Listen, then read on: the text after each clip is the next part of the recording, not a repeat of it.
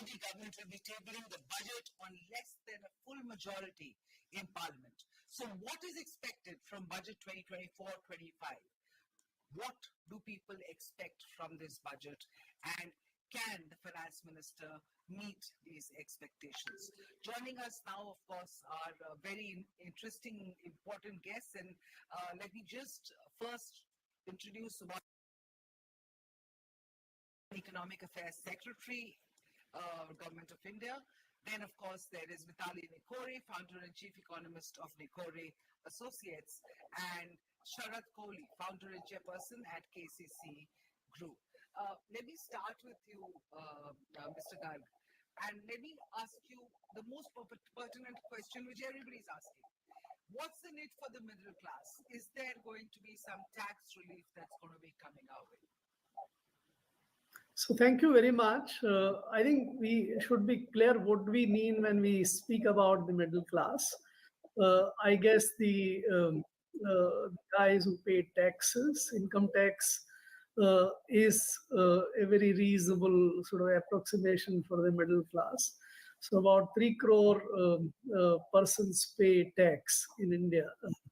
Though about 10 crore file the tax returns, but they don't pay taxes. So it's about 3 crore people. You may expand it slight bit, but that's the class. And that's the class is asking for tax relief also. That's where your question is coming from. What kind of tax relief they are asking for, they expect. Number one, the minimum threshold for taxation has been quite low for quite some time and has not changed. It's about 2.5 lakh rupees. In the meantime, in the last 4 or 5 years, there's been a lot of inflation around.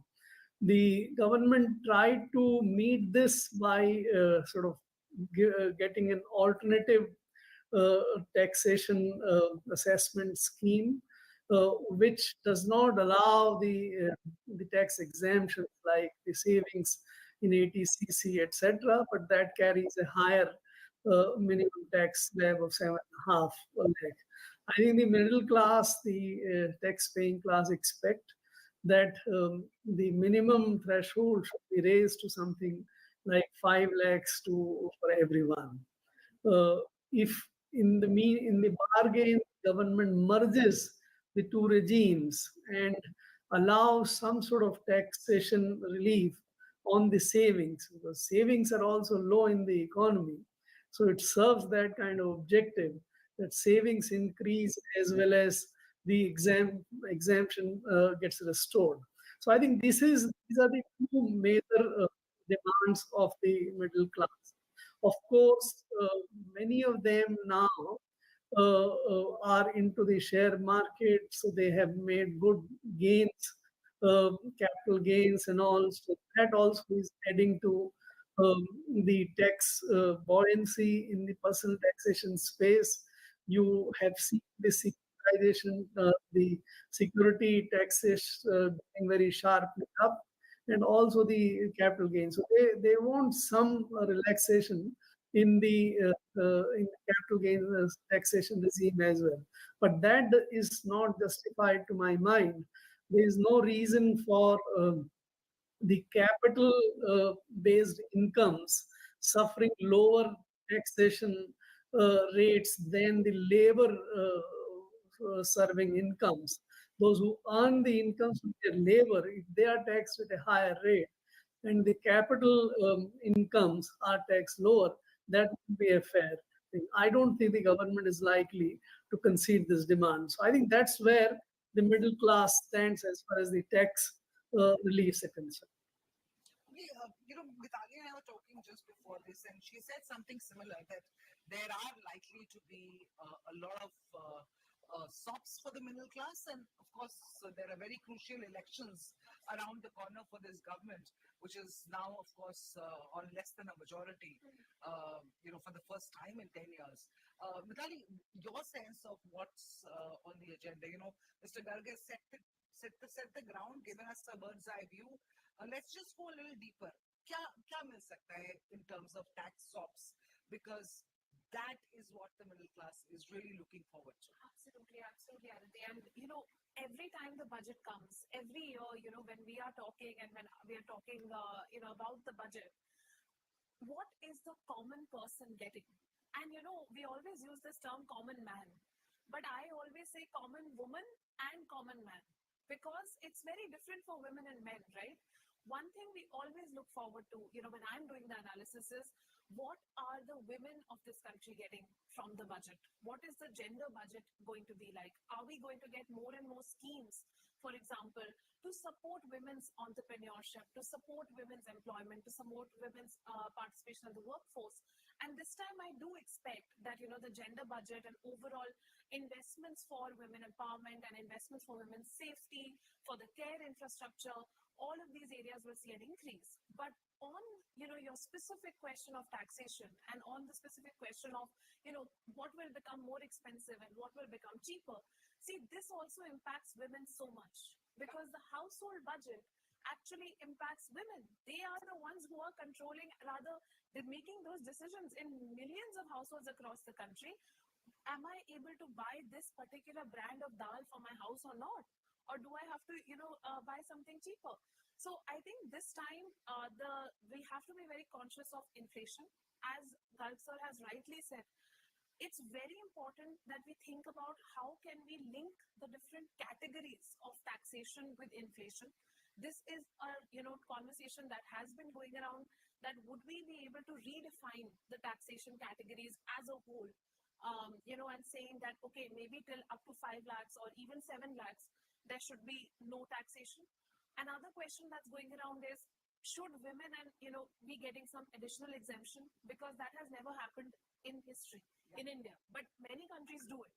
There are certain write-offs that women can have, especially single women households. So that's also something to think about. And then specific commodities. One very important commodity that affects all our household budgets is palm oil.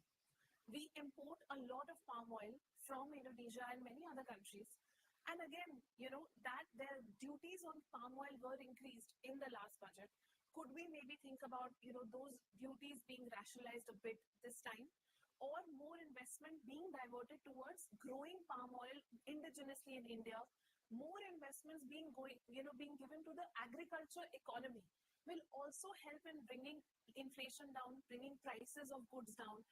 And then the third most important aspect that we must always talk about when it comes to a budget is logistics.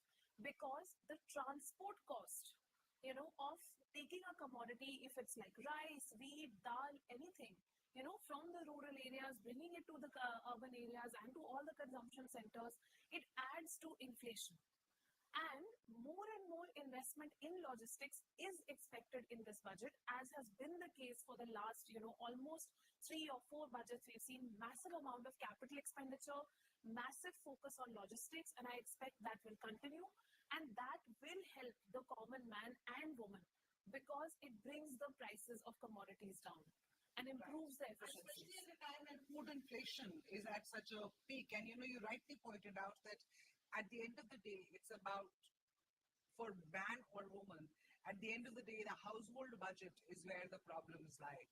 And people are not being able to meet their, the food basket is not falling into their budget numbers, and food inflation is a big cause of worry. Palm oil that you mentioned specifically, perhaps that's the reason India has launched its own palm oil mission, to start producing palm oil, and instead of importing it from Indonesia or Malaysia or wherever they are getting it from. But having said that, and let me take this opportunity to bring in Sharad Kohli to the conversation. Sharadji, what is your take on the big picture that you see in terms of, for the middle class? What is the expectation that is there in terms of, Mr. Garg talked about the merging of the two tax regimes. That itself could be one of the, a big, boost for the middle classes if that happens. But what shape will it take? Because there are people who choose the regime, the old regime versus the new regime for a reason. So a unified regime, what shape might it actually take? Well, Mithali, I have a slightly different perspective here. Can you hear me properly? Can you hear me, Mithali? Aditi, can you hear me? You're audible, but the voice is cracking up a little bit. We're just Okay, getting it because rectified, but you can the continue. voice was echoing when you were Yes, speaking. There yes. was a lot of echo. Is it better now? Can you hear Yes, me, much better Aditi? now. Much better. So I have a different perspective. And the Prime Minister spoke of four classes: GYAN, Yes. Garib, Yuva, Annadata, and Nari. So I think Mitali's a point of women being taken care of, that gets taken care of in these four classes. I have added a new dimension to this GYAN, and this is precisely what your question is. I call it Gyanam. It is not Gyan. Now, what is that? AM or M? M is the middle class. So for I'm adding a new dimension. It should be GYANM, Gyanam, the Sanskrit word, and let M be the middle class. Now, as Subhashji said, a middle class is not just taxpayers. In fact, I have, Subhashji, with your permission, because I do tax shows on some television channels. So we have to keep ourselves updated with the numbers. 8 crore 18 lakh returns were filed in the last year. I'm picking up previous year's data. And to the best of my knowledge, less than 2 crore people were actual taxpayers. I mean, who actually took out from their pocket and paid the tax, whether by way of TDS or by way of TCS or by way of self-assessment tax. That was the bitter truth that we came to know. Maybe, I mean, I'm sure your words are more authentic. You come from the corridor, so I'll not like to contest those numbers. Now, we are looking at, Aditi, 2 crores, or let's say 8 crores who filed the return. The size of Indian middle class has grown up to 60 to 70 crores at this point. I am adding to this, Aditi, 25 crore people who came out of multi-dimensional poverty index. I think they have walked into the lower middle class. I put them in. They are not poor anymore, because the Niti Aayog report, the way you interpret it, so they have walked into. So the size of middle class has grown even bigger. So the aspirations of middle class is not restricted to tax. Of course, I agree with the tax expectations. New regime, old regime confusion is there. Old regime is being left aside. It's been put in a freezer. No updations in Section 80C have been made for so many years. The basic exemption limit remains the same.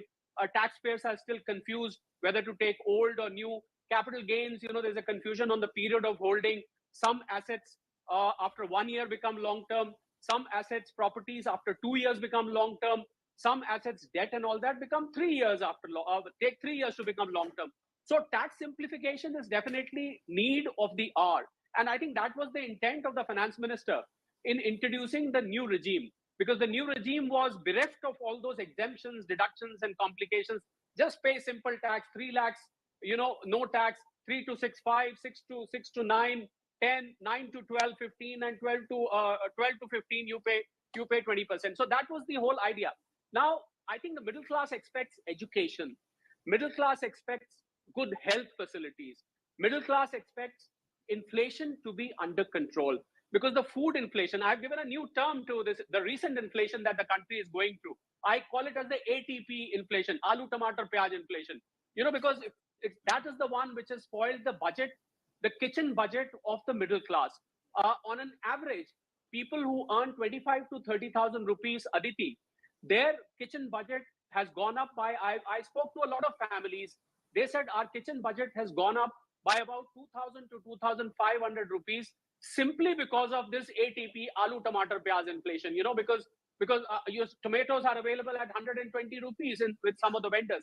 So I think they look forward to a controlled inflation. They look forward to education, which the rich class can afford. Why should the poor children who study in a government school, why should they be standing out from the children who study in public schools? So they want that the education at government schools should come at par with public schools.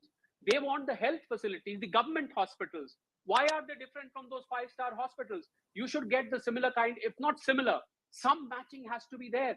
So they expect education, they expect health, they expect good nutrition, they expect good railway stations, the facilities that they use. So I think the gap between the haves and the have-nots, because the size of middle class has grown so big, Aditi, that the aspirations have increased, both in terms of quantum and in terms of the volume. They want better off of the government. Then unemployment, Aditi, is a huge problem. The biggest problem with unemployment is that we do not have an authentic measuring tape right now. CMI, some private agency, gives its own data. RBI from time to time, I was reading an RBI cleanse report recently, which said that around 8 crore people have been recruited in the last few years. Then, government comes out with different numbers. Some other EPFO has gone organized sector numbers. So I think we should have, like it happens in America, we should have real-time employment measurement systems. We have to identify the ailment to be able to give the medicine first. We don't know. You measure your blood pressure and you take a medicine. If my blood pressure is so and so, we don't know how much our blood pressure is. So what medicine to take? Unorganized sector in this country, Aditi, is more than 94% of the workforce. We don't know how much they earn. We don't know who's employed. Now, when it comes to employment, there are 4 categories. There are unemployment. There are people who do not want jobs. There are people who don't get jobs. There are people who are having disguised unemployment. A 1-acre farm, 5 people of the family employed there. Then there is underemployment. As per the government numbers, I'm not criticizing here. As per the government numbers, even if you work for 1 hour a week, you will be technically categorized as employed. So these are, I call them underemployed. So these are the 4 categories of unemployment. So I think there is a targeted strategy which is required to hit these classes. Only 20, I like to inform Mitali and Aditi, this may be useful for you also. Only 23% of the women in India are connected to the main economic activity or are in the mainstream economic activity. Rest of the 77%, I don't say that the homemakers do nothing. I give a lot of respect to homemakers, but they are not connected with the main economic activity directly. Indirectly, they all are, of course. If they don't make the food, if they don't look after the house, probably the men folk who boast about everything, they will not be able to go to earn money. But the fact of the matter is, there is a need for women to walk into mainstream economic activity also. So the aspirations from the budget, as far as I am concerned, Aditi, middle classes, they sit in the drawing room, they discuss, you have farmers who who block the highways and they make their demands get fulfilled. There are rich class who don't really bother. For them, everything is okay. They can afford anything on this earth. There is the poor middle class who sit in the drawing room over a cup of coffee and they chit chat and the matter is closed, but their aspirations do not subside, Aditi. That was my first take. Absolutely. And I agree with you that the farmers can go and block roads, the rich don't care one way or the other. But the middle class, who takes their aspirations to the government of the day and gets it fulfilled? And you talked about the aloo, tomato, pyaj inflation, and that's absolutely the right, terminology perhaps to use, especially at a time when the entire world is talking about the Indian economy doing so well. The Indian economy growing so fast. We are growing fast. We are doing well. But the middle class confidence remains low. Buying is low. Last year, more than 4 million units of cars were sold. But where two-wheelers came down, we are still struggling at 2018, 2019 figures. We are still at that low. And so, which clearly speaks about the lack of confidence in the middle classes and the lower middle classes, don't you think? Mr. Garg, I'll take your opinion on that. I think what you are asking is the place which middle class should have in our budgeting system, their expectations from the government and what the government can do for them. Ironically, when you make budget, the budgets are basically for doing 3 kind of things for the nation. Number one, the government is entrusted with the responsibility to provide what we call public goods and services, the defense, the internal security, macroeconomic management, coins, currency, foreign relations, etc. These are the services which no private organization can provide, no private enterprise can provide. These are the common services to be provided only by the governments. And that is the reason why the governments have a right to tax people. the tax is collected, because these services are not individually delivered to any particular person and you can't charge for them. Likewise, a lot of infrastructure which is common. There are lots of merit goods and services like health, education, etc., which have a lot of spillover effect of the nature of common goods and services. So basically, this is what the government is. And the middle class here also enjoys these benefits. If there is a good law and order in the country, the middle class can work very well. They can educate their people, set up their businesses, take up employment, enjoy reasonably good health status, etc. So that is the first primary job which the government does with the taxation receipts which come from them. Then there is the second kind of thing, which is where you try to promote growth in the economy. And the growth you do it by incurring capital expenditures, by taking up PLIs and other growth promoting schemes, etc., so that the size of the cake in the economy, the overall incomes available in the economy enlarge and everyone benefits. Unfortunately, the way things work, these benefits tend to travel to the richer classes of the country, not to the middle class or to the poor. Example, if you analyze where the capex of about 10 lakh crores, about 20 to 23% of the total budget expenditures of the government, where does it land? Where does it go?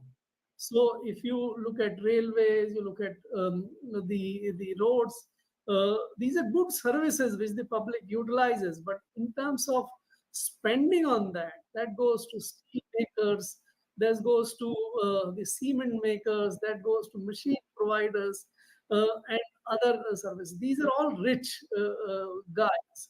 Similarly, if you run the PLIs, who get that benefit? So that's not directly traveling. Middle class can expect some jobs to be created in these businesses. And finally, the third big bucket of expenditures which the government undertakes is what we call the redistribution or welfare measures. That goes to the poor, a very large poor class. You may cite the MPI data, you may cite the poverty reduction data, but fact of the matter is that 80% of the employees in the country don't have regular salaried or paid jobs. They are in what is known as self-employment, or they are the casual guys earning about 10 to 12,000 rupees, or even lesser than that. Sorry to interrupt you, which is So where, I just which is where I bring out that I come back to that point that while there's everything in the budget for everybody else, the middle class, unfortunately, can only perhaps rely on taxation measures.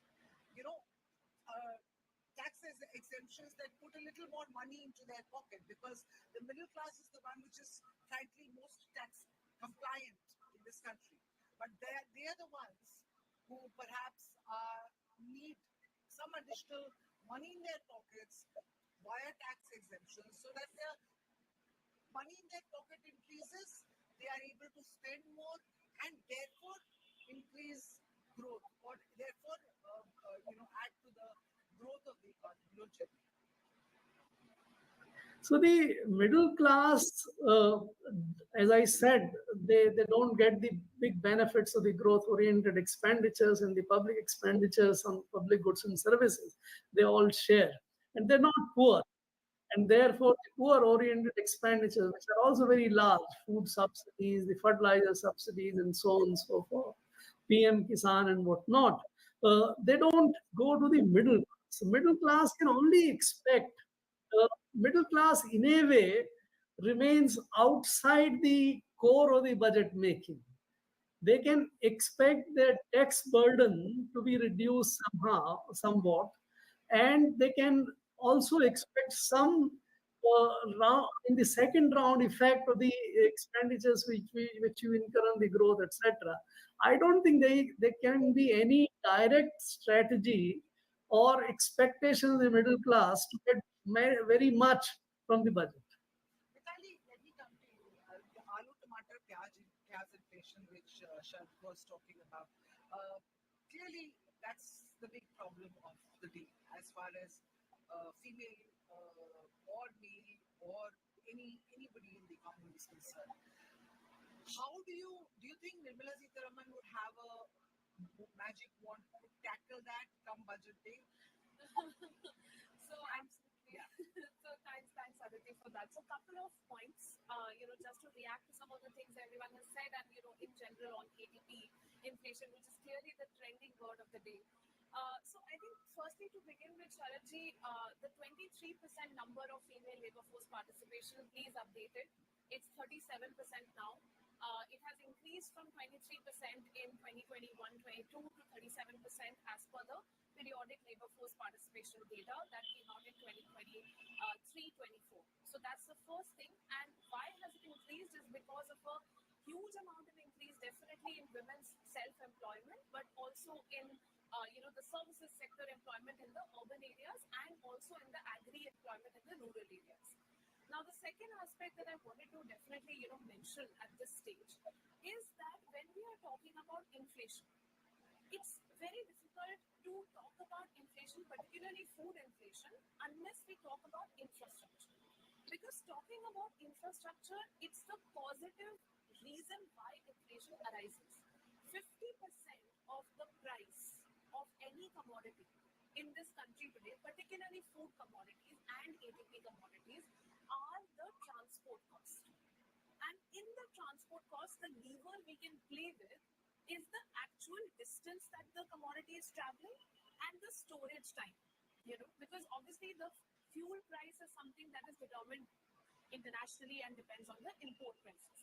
So as we invest more and more in cold storage facilities, as we invest more and more in hyper-local delivery, as we invest more and more in just-in-time logistics systems, we reach a point where we can reduce food inflation through infrastructure development. So it's not only a matter of, prices are going up, but we have to look at why are they going up.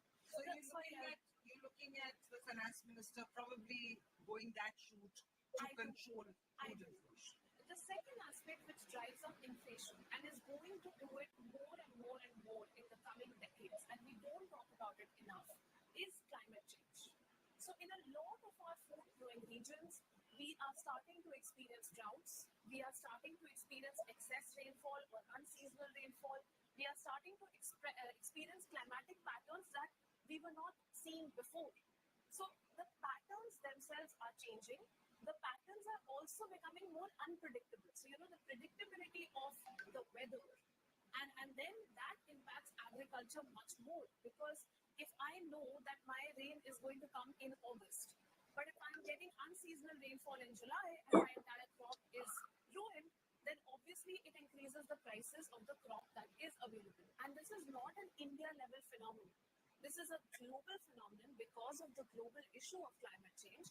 And we need to start now planning for climate-resilient infrastructure investments, where we invest in adaptation infrastructure, where we invest in resilience infrastructure, where we invest in mitigation measures, and we also invest in crops and crop varieties that are more resistant to droughts. For example, drought-resistant seeds are there, new technologies are there, and I do expect that the way we have seen India in its previous budgets invest heavily in, say, electric vehicles.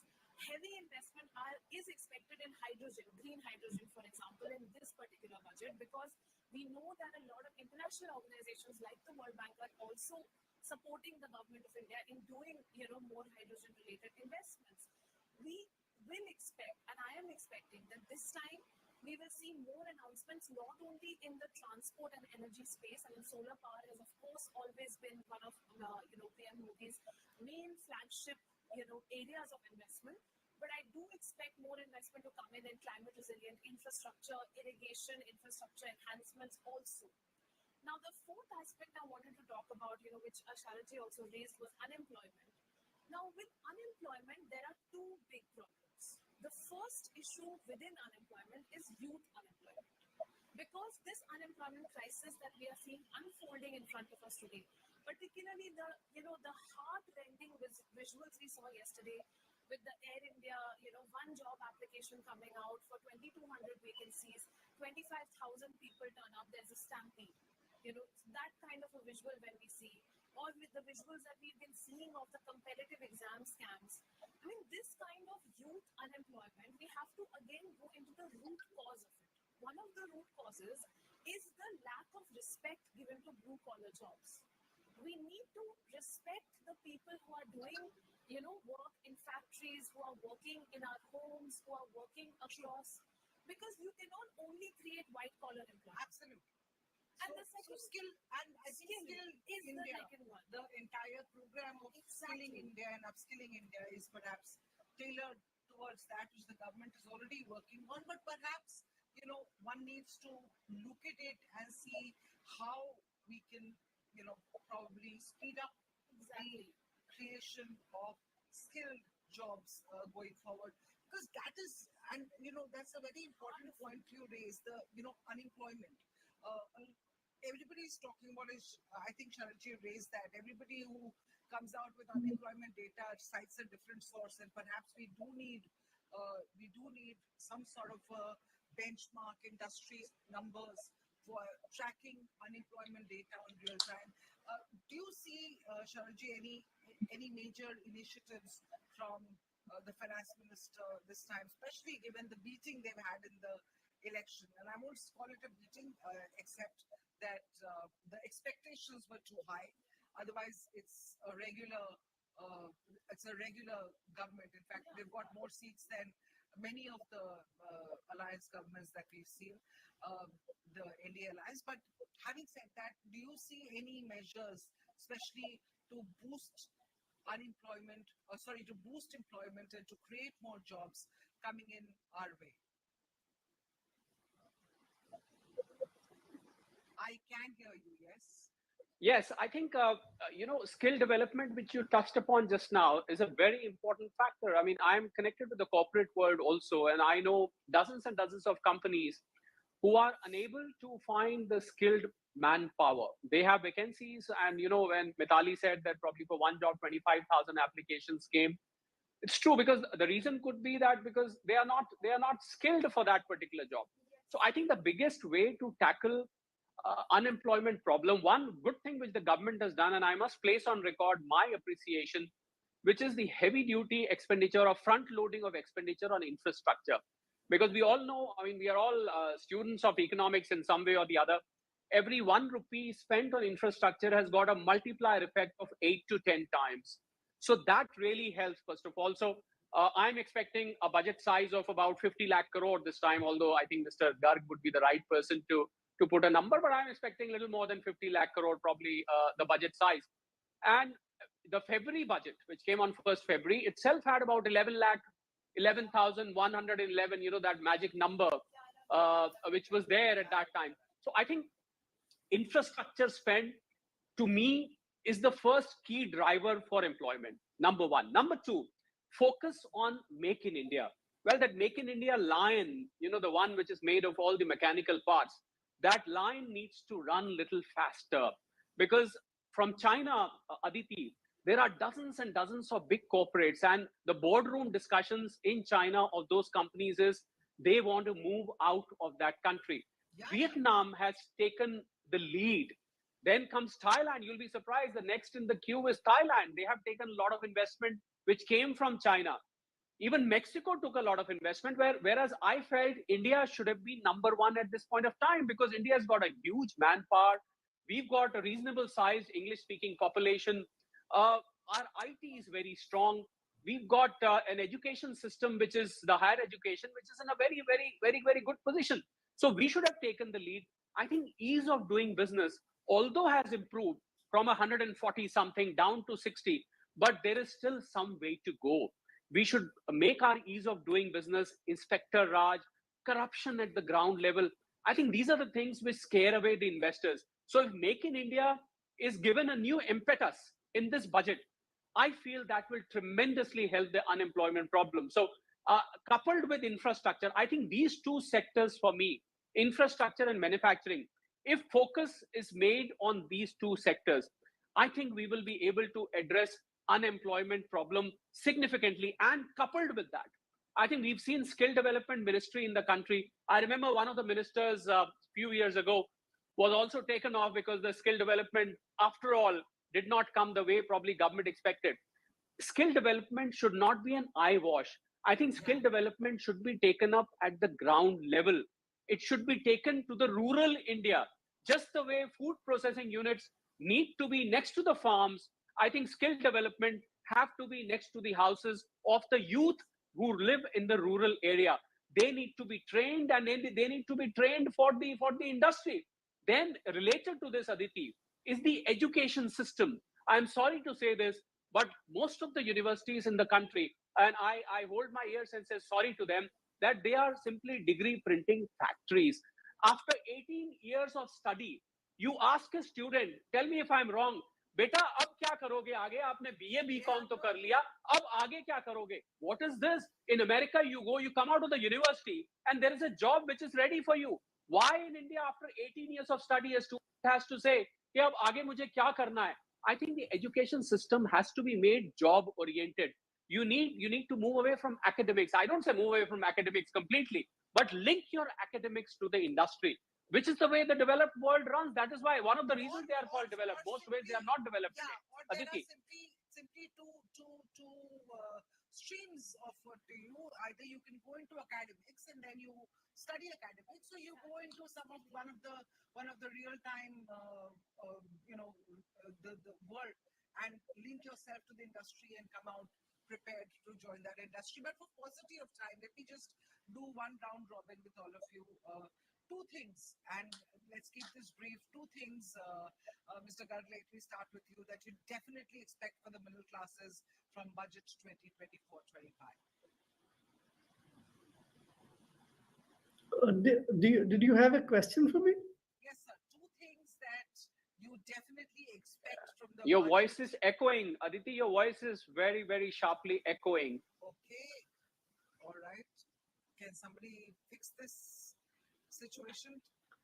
Is it better? I wasn't able to listen to your question. What was that? Two things that you definitely expect for the middle class from budget 2023-24. Oh, so two things which I expect for the middle class in the budget. Is that your question? Yes. I'm so sorry. My audio is bad. Right. See, the middle class, as we discussed a short while earlier, their expectation is that there should be some tax reliefs. So that is where I would again say that, of course, they deserve, and if they can get consolidation of these two regimes and minimum taxation limits to be raised to about 5 lakhs, that perhaps would be a good move for the middle class. In terms of employment, I don't expect much. In fact, there is too much expectations from the government whenever we talk about the employment.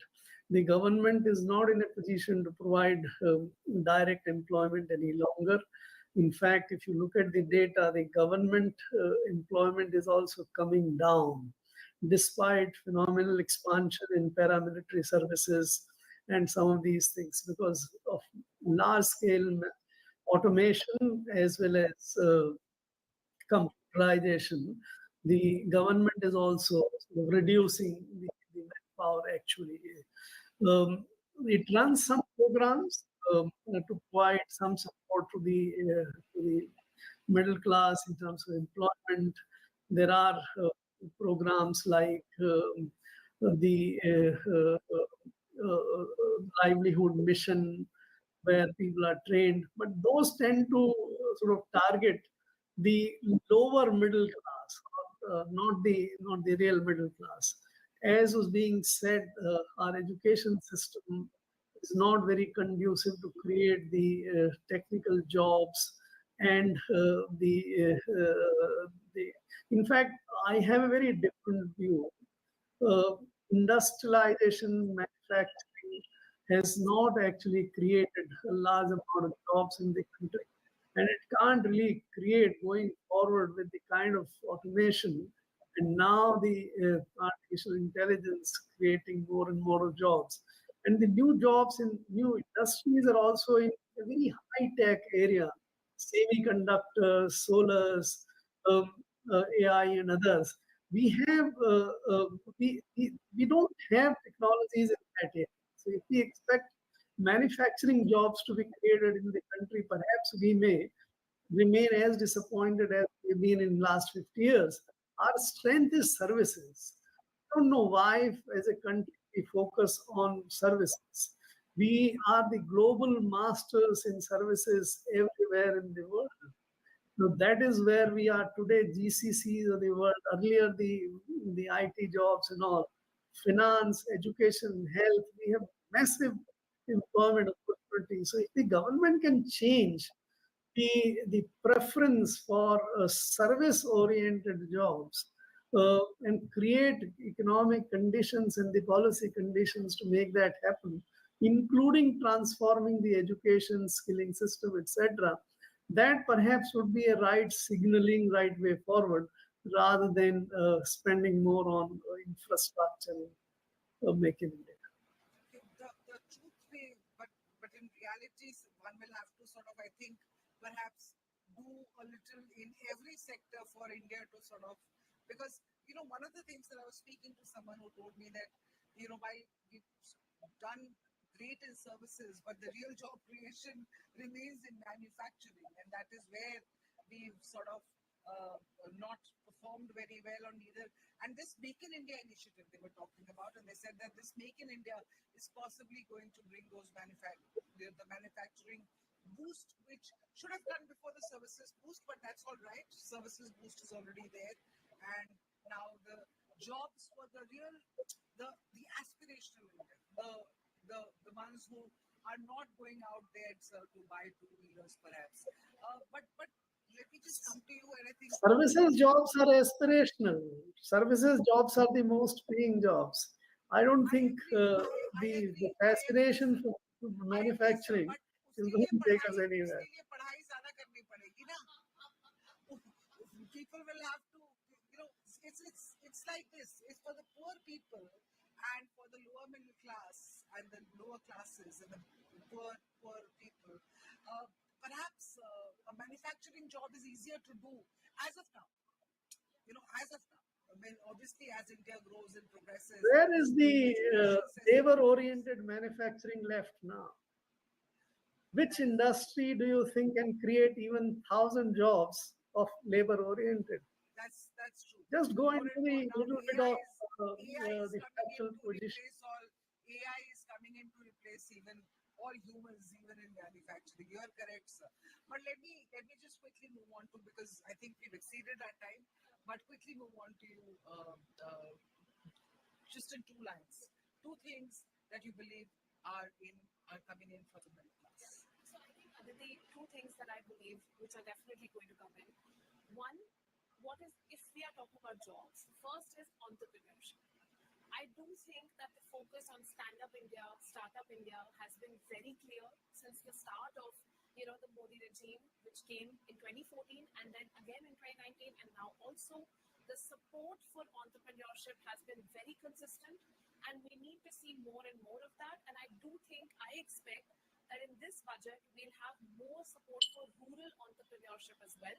I expect the budget allocation for entrepreneurship creation in as well as rural. अभी मैं show में हूँ 5 बजे join करूँगा. And the second area which I expect massive amount of increase in allocations is definitely on climate resilient infrastructure and gender responsive infrastructure. Now, what do I mean by that? I mean safe cities. I mean women police officials. I mean, cities which are designed. And you see that happening. I'm seeing it happening. Nirmala Sitharaman's current I see budget. it happening now. I see it happening in city after city, and there is a demand coming from the cities to the administration saying we need this. This is actual infrastructure we require for women to safely commute to their workplaces. This is infrastructure we require because there's a lot of demand. And I think this time we will see this coming out. Okay, let's see how how the finance minister weaves that into our budget speech. Let me come to you, Sharath. Quickly, 2 points for the middle classes. What do you hope to see in? Not hope, actually. What do you think will definitely be in for the middle classes in this budget? Okay, we've lost Sharath. I think there was some connection. Can I add one more point? Yes. So basically, I also wanted to talk about public transport. You know, we talked about two-wheelers and we talked about two-wheeler sales and we talked about that being an indicator, you know, of growth. But when you talk to the Gen Zs and the youth of today, there's a different consciousness. And I know that, you know, there are two Indias, of course. But there is a new class of people coming up in tier 2, tier 3 cities as well, who are saying, you know what, why don't you invest in bus services for our city? Why don't you invest in metros? You know, the aspiration for having a metro in the city is massive and they want to use the public transport. So I do think that in this budget, we'll also see investments in a lot of public transport infrastructure, which is an aspiration of the youth, not necessarily owning a vehicle, but using a good functioning public transport system. All right, so interesting. I hope from your mouth to Mrs. Sitharaman's ears, let's hope, because that is something that definitely public transport, a good public transport system across, especially in the metros, it's there. But in the new cities, in tier 2 cities, that is something that is very, very lacking. The bigger ones, Lucknow, etc., they have it. They are now getting They're now getting it, and let's hope it trickles down sooner, because safe public transport, need of the hour, obviously. But thank you so much for joining us, sir. Thank you, Mr. Thank Garg. you. Thank you for your time, and we'll see you soon on Budget Day. Please tune in to Times of India. We'll bring you live minute by minute analysis of the budget as Nirmala Sitharaman reads out her speech.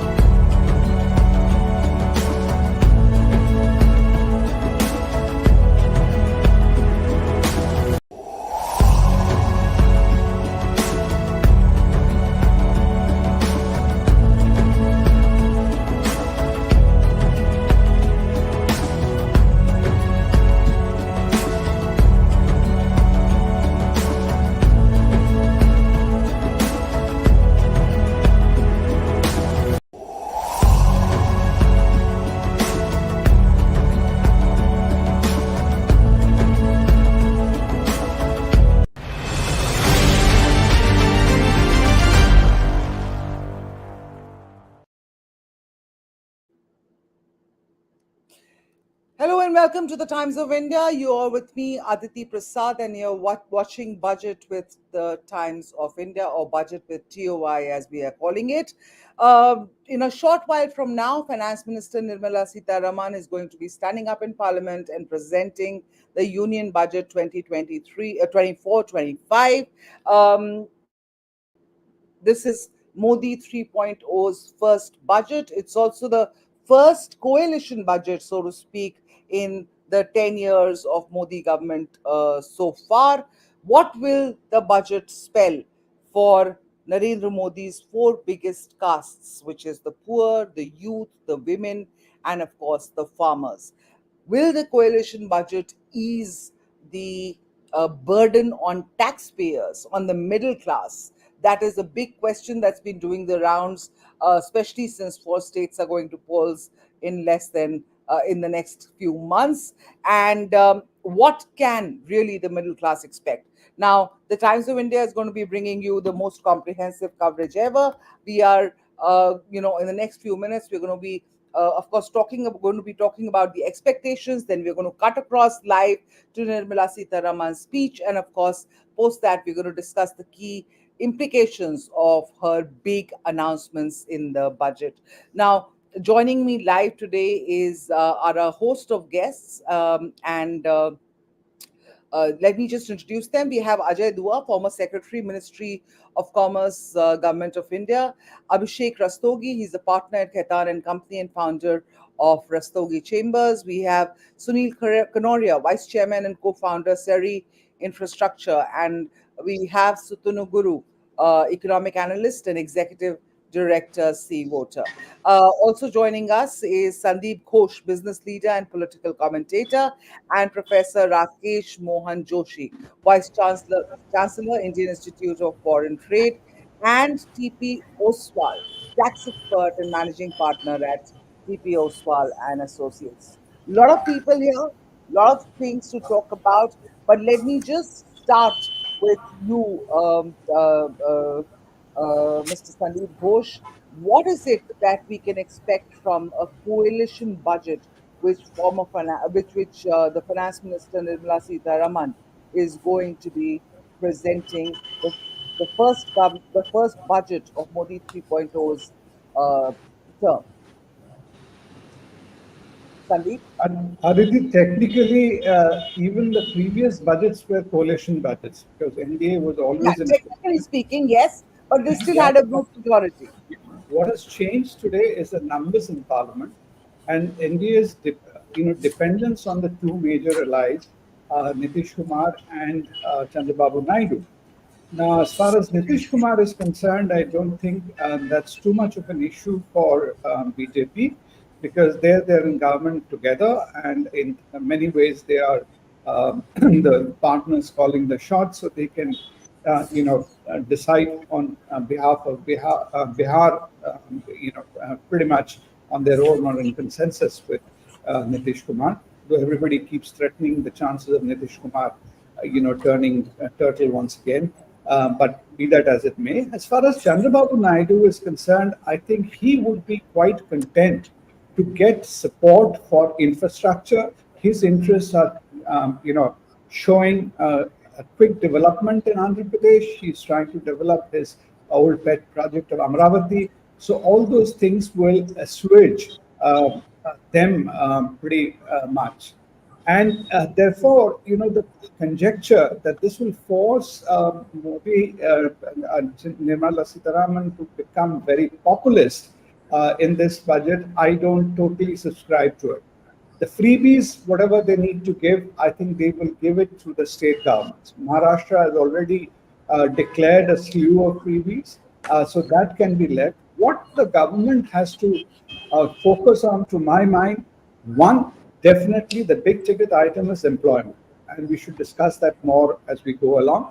Second is ease of doing business. A lot of good progress has been made on the taxation front, but while that has mopped up collection, but I don't think it has really eased the life of businessmen. There is a lot of resentment, and in the trading community, some of that was felt in the elections, the pushback.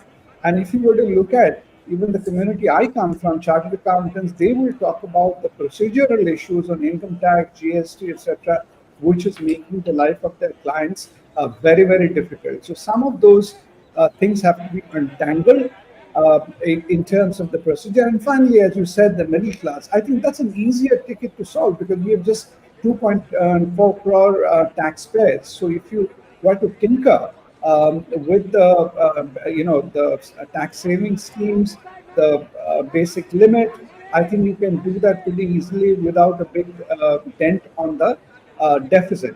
So these three, as long as they don't tamper with capital gains, etc., because that is crucial. You have to retain the confidence of investors, both foreign and local. And I forgot to mention MSME sector, that would require a lot of attention. Thank you. Right. That's that. On your screen there, you see Nirmala Sitharaman with that customary little red, potha that she carries with, which of course inside is her iPad from where she reads out the union budget. That the earlier tradition of carrying a briefcase was really changed by Nirmala Sitharaman, where she started carrying that red pouch instead to the parliament on budget day. But let me because as you spoke about, as Prime Minister Modi yesterday, he said that the budget will decide the direction of the economy for the next 5 years, which will build a strong foundation of our dream of Viksit Bharat. And given the fact that they have a reduced majority, let me bring in Sutanu Guru at this point. Sutanu, your take on what exactly are the expectations that one has from this budget? And can the middle class, there's a lot of talk about, a boost for taxpayers, etc., but can the middle class really expect anything? So, firstly, Aditi, thanks for having me. There are a lot of tax, investment, corporate experts already. So, I will speak as an ordinary Indian when I talk of expectations and what exactly is happening. So, firstly, all economic policy making is also politics. We have to keep that in mind. There is no escaping that. Whether you have elections 3 months down the road or 1 year down the road or whatever, all economic policy making at the end of the day also is politics. Given that, I will give you just one data point to highlight the challenges that Modi ji faces. Remember, in 2018-19, there were more than 21 million two-wheelers sold in India. That was before the 2019 Lok Sabha elections, where the BJP won 303 seats. In 2023-24, the two-wheeler sales after years of recovery was still at 18 million units, which is 3 million units less than the record of 2018-19.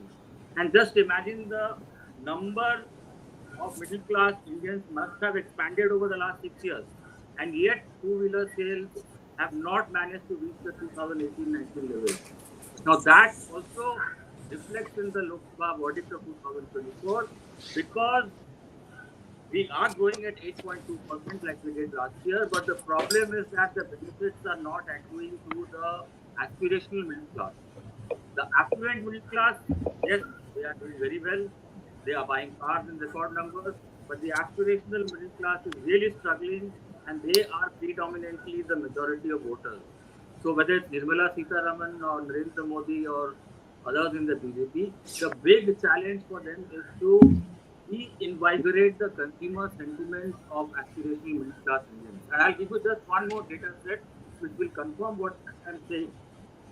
Voter, does a lot of trackers, daily trackers, where we gauge sentiments of family members, household on a range of issues. One of the questions we ask on a daily basis is, in the next 1 year, do you expect the quality of life of the Aam Aadmi to improve or not? Prior to 2019 Lok Sabha elections, more than two-thirds said yes, it will improve. Prior to 2024 Lok Sabha elections, less than one-third said it will improve. So clearly, in my opinion, there are stock market talk, there will be investment talk, there will be FDI, FII, tax regime, relief for middle class, but this is the biggest challenge for the Modi Okay, this is the biggest challenge, you say, and fair point. I understand that, but when the economic survey was tabled yesterday, the report card, and I'm going to put the graphics out on the screen for that. Um, the That's what the report card said. Can we remove the banner? Yes. GDP growth projected at 6.5 to 7% for FY25. Retail inflation dipped from 6.7% to 5.4% in FY24 from 6.7% in FY23. There was a slight decline in FDI, which the government said that just was a minor blip, and FDIs virtually remained stable at about $45.8 billion in FY24. Fiscal deficit, they said, was down from 6.4% in FY23 to 5.6% of GDP in FY24. If the fundamentals of the economy are looking so good, then what is it that why is it that, because you spoke about, Sutanu, that the middle class and the lower middle class, the upper middle class I'm not talking about, but the middle class and the lower middle class, people who earn let's say maybe 50 to 80,000 rupees a month, they are really not happy with the way their economic situation is. The problems remain. The challenges are joblessness and, of course, high food inflation. Would you agree with me there? Absolutely, absolutely. Because for aspirational Indians, food constitutes more than 50% of their family budget. Now, if vegetable prices are sky high, if milk prices, egg prices, pulses prices, cooking oil prices, they keep going through the roof, then obviously it's going to be a struggle for aspirational Indians. Great color. And yes, jobs are a serious problem. And I think the problem here is not the lack of jobs, it's a problem of matching skills with available jobs. I think that is where we are possibly faltering and failing. Matching skills with jobs. More than 50% of graduates, whether they're engineering or MBA, have been found to be virtually unemployable. So the skill sets are missing. And the ironical thing is, in the last 5 years, it is the skilled professionals who are uneducated who are doing extremely well. I'm talking about electricians, carpenters, plumbers, beauticians. Through e-commerce platforms, their incomes are actually rising on a consistent basis. But it's the educated youth which are facing a job crisis because their skill sets simply don't match the jobs required. Okay, let me bring in at this point, let me bring in Professor Rakesh Mohan Joshi. Professor Joshi, again, as we said, the economic survey laid out the fundamentals of the economy, both within the country, domestically, as well as in terms of FDIs, in terms of foreign trade, in terms of investments coming in terms of bullishness of the economy. Globally, we are doing much better than others. But why is it that we are unable to manage our own what middle classes, because there seems to be a lot of resentment within those middle classes against this government, and probably that showed there's some reports that say that the middle class did not go out to vote in as much numbers, and which is probably the reason that you see the BJP back in the center, but with a much reduced majority. No, it's very important that I think the entire economy is understood from the global perspective. If you look into, as you have already said, that India is performing much better than all other economies in terms of growth, in exports, and the other economic fundamentals. But the key remains in India is that the two challenges remains is one is that the employment is one, and putting income into the hands of the people, which is ultimately is extremely crucial to the growth of economy and maintaining this growth. So far you have seen in the earlier budgets that we had a lot of emphasis on the infrastructure development. 10 trillion to 15 trillion rupees were spent on infrastructure development. The same thing is if you see the growth in say MSME. So growth in those MSME and maybe other sectors, you call it retail or agriculture, is to come from the technological interventions. Now I think you talk of the export, India's share in the world export remain 1.8% for last 10-12 years. But where we have done extremely better is digitally delivered services. India is fourth in the world after US, UK, and Ireland, 6%. China is much beyond that, 4.9. So what is very important is we need to identify the sectors where we can perform better, where we are competitive, and these are the sectors not only related to the export but even for the domestic environment. You talk of agriculture, a lot of things is discussed in agriculture. Only discussing agriculture remain on some subsidy and MSP and all that. It's not going to transform agriculture in this country. Market reforms is one, but more than that, what is enabling technology, the enabling information technology, the enabling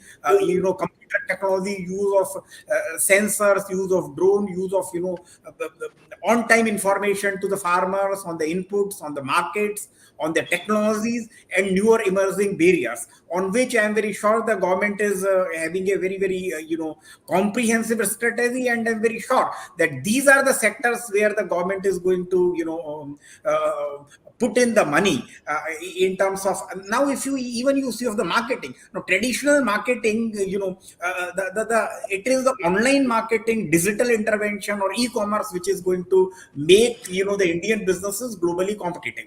Take the example of say China, wherein it is almost $500 billion of trade is online. In our case, it is not more than 5 or 10. So the intervention of these online enablers and enhancing an ecosystem wherein the digital technology is being used for not only for economic growth but for welfare of the people, including employment generation, improving even skill development. You have seen in the last budget that rather than physical universities, government has preferred to go with the virtual universities. And the whole thing after COVID has metamorphosed, and I'm very sure the government is going to put in that. Now we talk of the manufacturing sector, but even in manufacturing sector, slowly you find to be competitive in manufacturing sector, it is not only the labor intensive. To be competitive globally, it has to be more the technology intervention. And say we talk of the growth sectors like agriculture and handloom, handicraft, and garment industry, apparel industry, all that. They are also becoming, yes, we are making attention on that in these things. So it is not only the sustainable growth, but sustainable employment and sustainable income generation for the people. You have seen the delivery mechanism, the retailing across the market has changed. Now more things are being delivered online, more things are delivered through the new channels. So I'm very sure that government is going to put in money number for the skill development. They also, which I think the government is not doing much, is I wish government put more money on the research activities, so that the action taken in all aspects of the industry, the economy is based on research.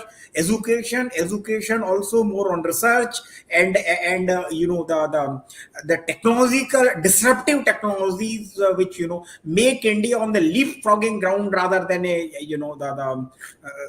improvement in a sustainable manner. Understand, sir, and the whole point about agriculture and reforms in agriculture that you talked about is very interesting. So I'm going to come to you, Sunil and Sunil Kanoria and Mr.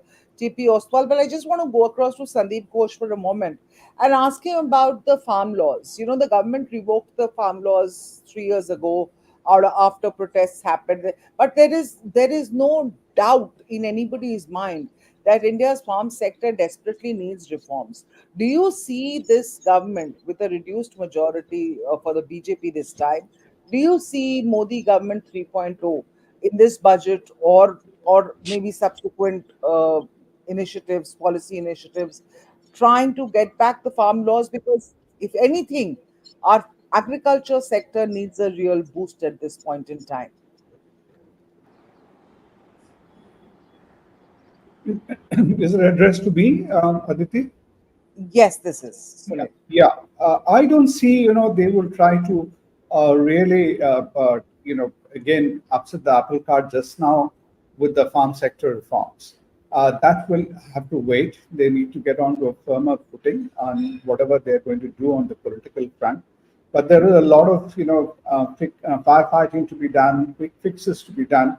I think they will attend to those to make sure that the reforms agenda is not derailed. Reform sans these sort of controversial demands, because these will always be touchy subjects, and this has cost the Modi government politically a lot. So I don't think they're going to really touch on these elements just now. They would rather focus on more structural reforms and get investment going. One of the biggest challenges the government has, whatever reforms they make here at the center, is to get the states to play ball with it. Unless the states get into play tandem, play in tandem over there, much of these reforms, just remain on paper. For example, you see what's been happening in case of land acquisition. There are infrastructure projects being sanctioned at the center level, but the infrastructure projects are not moving forward because NHAI and others are not able to get the required land at the state level. So these are, I think, issues which they will have to manage politically. And therefore, for that, I would subscribe to the fact that it's very important for the Modi government to win Maharashtra and Haryana if possible, to get on to a firm footing for more bold reforms going forward.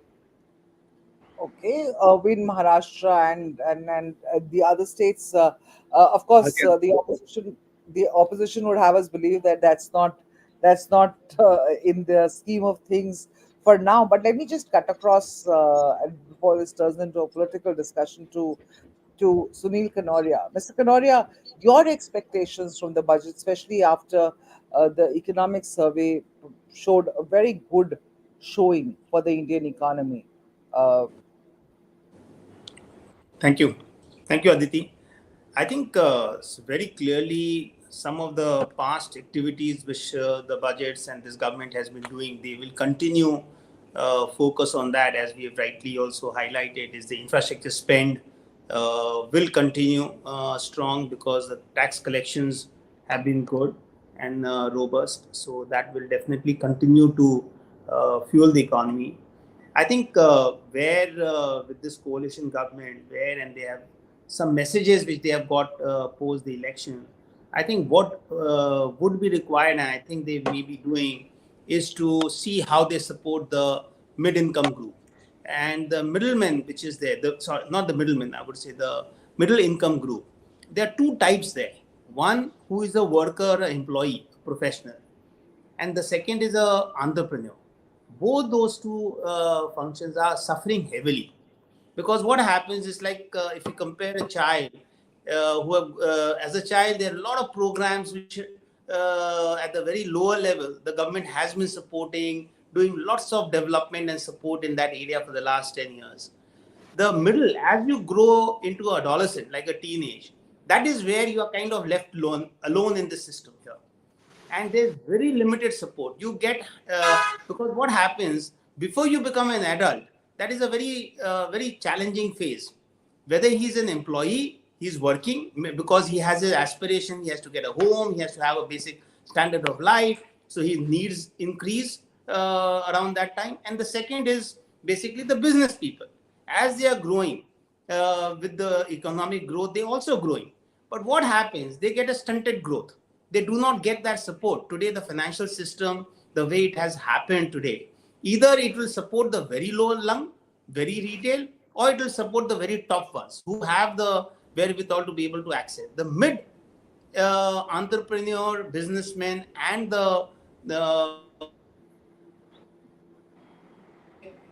it needs a lot of focus, and I hope and I think that this to ease their. Okay, we're running into some trouble listening to you, but on that note, the middle class, At even the much higher percent. Sorry, I'm sorry, sorry. I think your voice was cracking up at the end. But on that note, where you're talking about the middle class and how important they are, and frankly, the middle class is someone who's perennially ignored in budget after budget, and it's not just now. It's just been there. You're either looking after the poor with a lot of welfare schemes. You're either looking after the top rung, of course, with the corporates, the big business. But what about the middle class? Always ignored in budget after budget. And this time, of course, the expectations are high that there will be something on the table for them. And with that, let me just cut across to Mr. TP Oswal. He's a tax expert. Mr. Oswal, um, in your sense, what are there any rebates or concessions coming the middle classes way? Well, thank you very much for me inviting. The issue is middle class certainly requires some help, and what the government is doing every time is only a chicken-hearted mind with a small benefit, which doesn't work. You want to increase the consumption in the country, so you have to provide sufficient funds in the hands of the middle class so that they can spend the money and the consumption goes up. Please note, with consumption going up, the automatically the government is getting 18% GST, and on sin tax at least 28% GST, which is really obnoxious. Particularly country, in a real estate sector, if you are expecting cement to be consumed, 28% tax is levied on that cement consumption. I think the cost goes up automatically. I can understand on motor car you have a 28%, but on a scooters also you have 28%. That's not correct. So GST Council will have to reconsider this aspect, and Minister of Finance, at least Finance Minister, will have to guide them to do that. As far as middle class is concerned, the tax rate, the tax exemption slab should go up, and in my opinion, up to 30 lakhs of rupees income, tax slab should be lower, and 30% tax should start after 30 lakhs of rupees. Today, what is happening in our country? We give exemption up to 7 lakh, from 7 to 10, 5%, 10 to 20, say 15%, and then 30%. So that's not fair, because number of countries, if you want to really keep them in a tax slab, keep 1% tax, because otherwise all the taxpayers will go out of the tax net. So keep 1% tax up to 30 lakhs of rupees, and beyond 30 lakhs of rupees, levy 30% tax. Or alternatively, up to 20 lakhs of rupees, 1%, from 20 to 30, 10%, and beyond 30 lakhs of rupees. I can understand you don't want to give any concession to the rich class. That is understandable. No problem, and nobody is asking also today. Look at the collection of income tax from corporate as well as individuals. It has gone up by 23%, unprecedented, unexpected, and it is more than even estimated budget as well as revised estimated budget. And therefore, if the government is not considerate, honestly speaking, taxpayer will definitely look forward the opportunities to find out how to evade the tax rather than save. And therefore, government should be really considerate in reducing the tax rate across the sector. And second thing, if you want to employ people and give them employment, give impetus to the manufacturing sector. New manufacturing companies, which is commencing the production up to 31st March 2024, is given 15% deduction, a tax rate, which ought to have been extended up to 25. But this extension by 1 year, nobody can set up the manufacturing facility within 1 year. So give it for 5 years continuously. Announce that up to this term of our budget, up to this term of this government, the rate of tax for new industrial undertaking set up in the country will be 5%, will 15%. Look at why we are attracting investment from China. Similarly, we have got China plus one policy, like Japan plus one policy, Germany plus one policy. People are coming into the country, and therefore, if they are coming here, give them 15% tax. Look at the employment getting increased, and technology coming in the country will automatically increase the ability of the middle class worker to improve their ability to do a good job.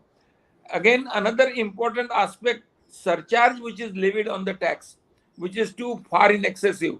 15% surcharge, 4% education cess, 19% tax on the tax is really excessive.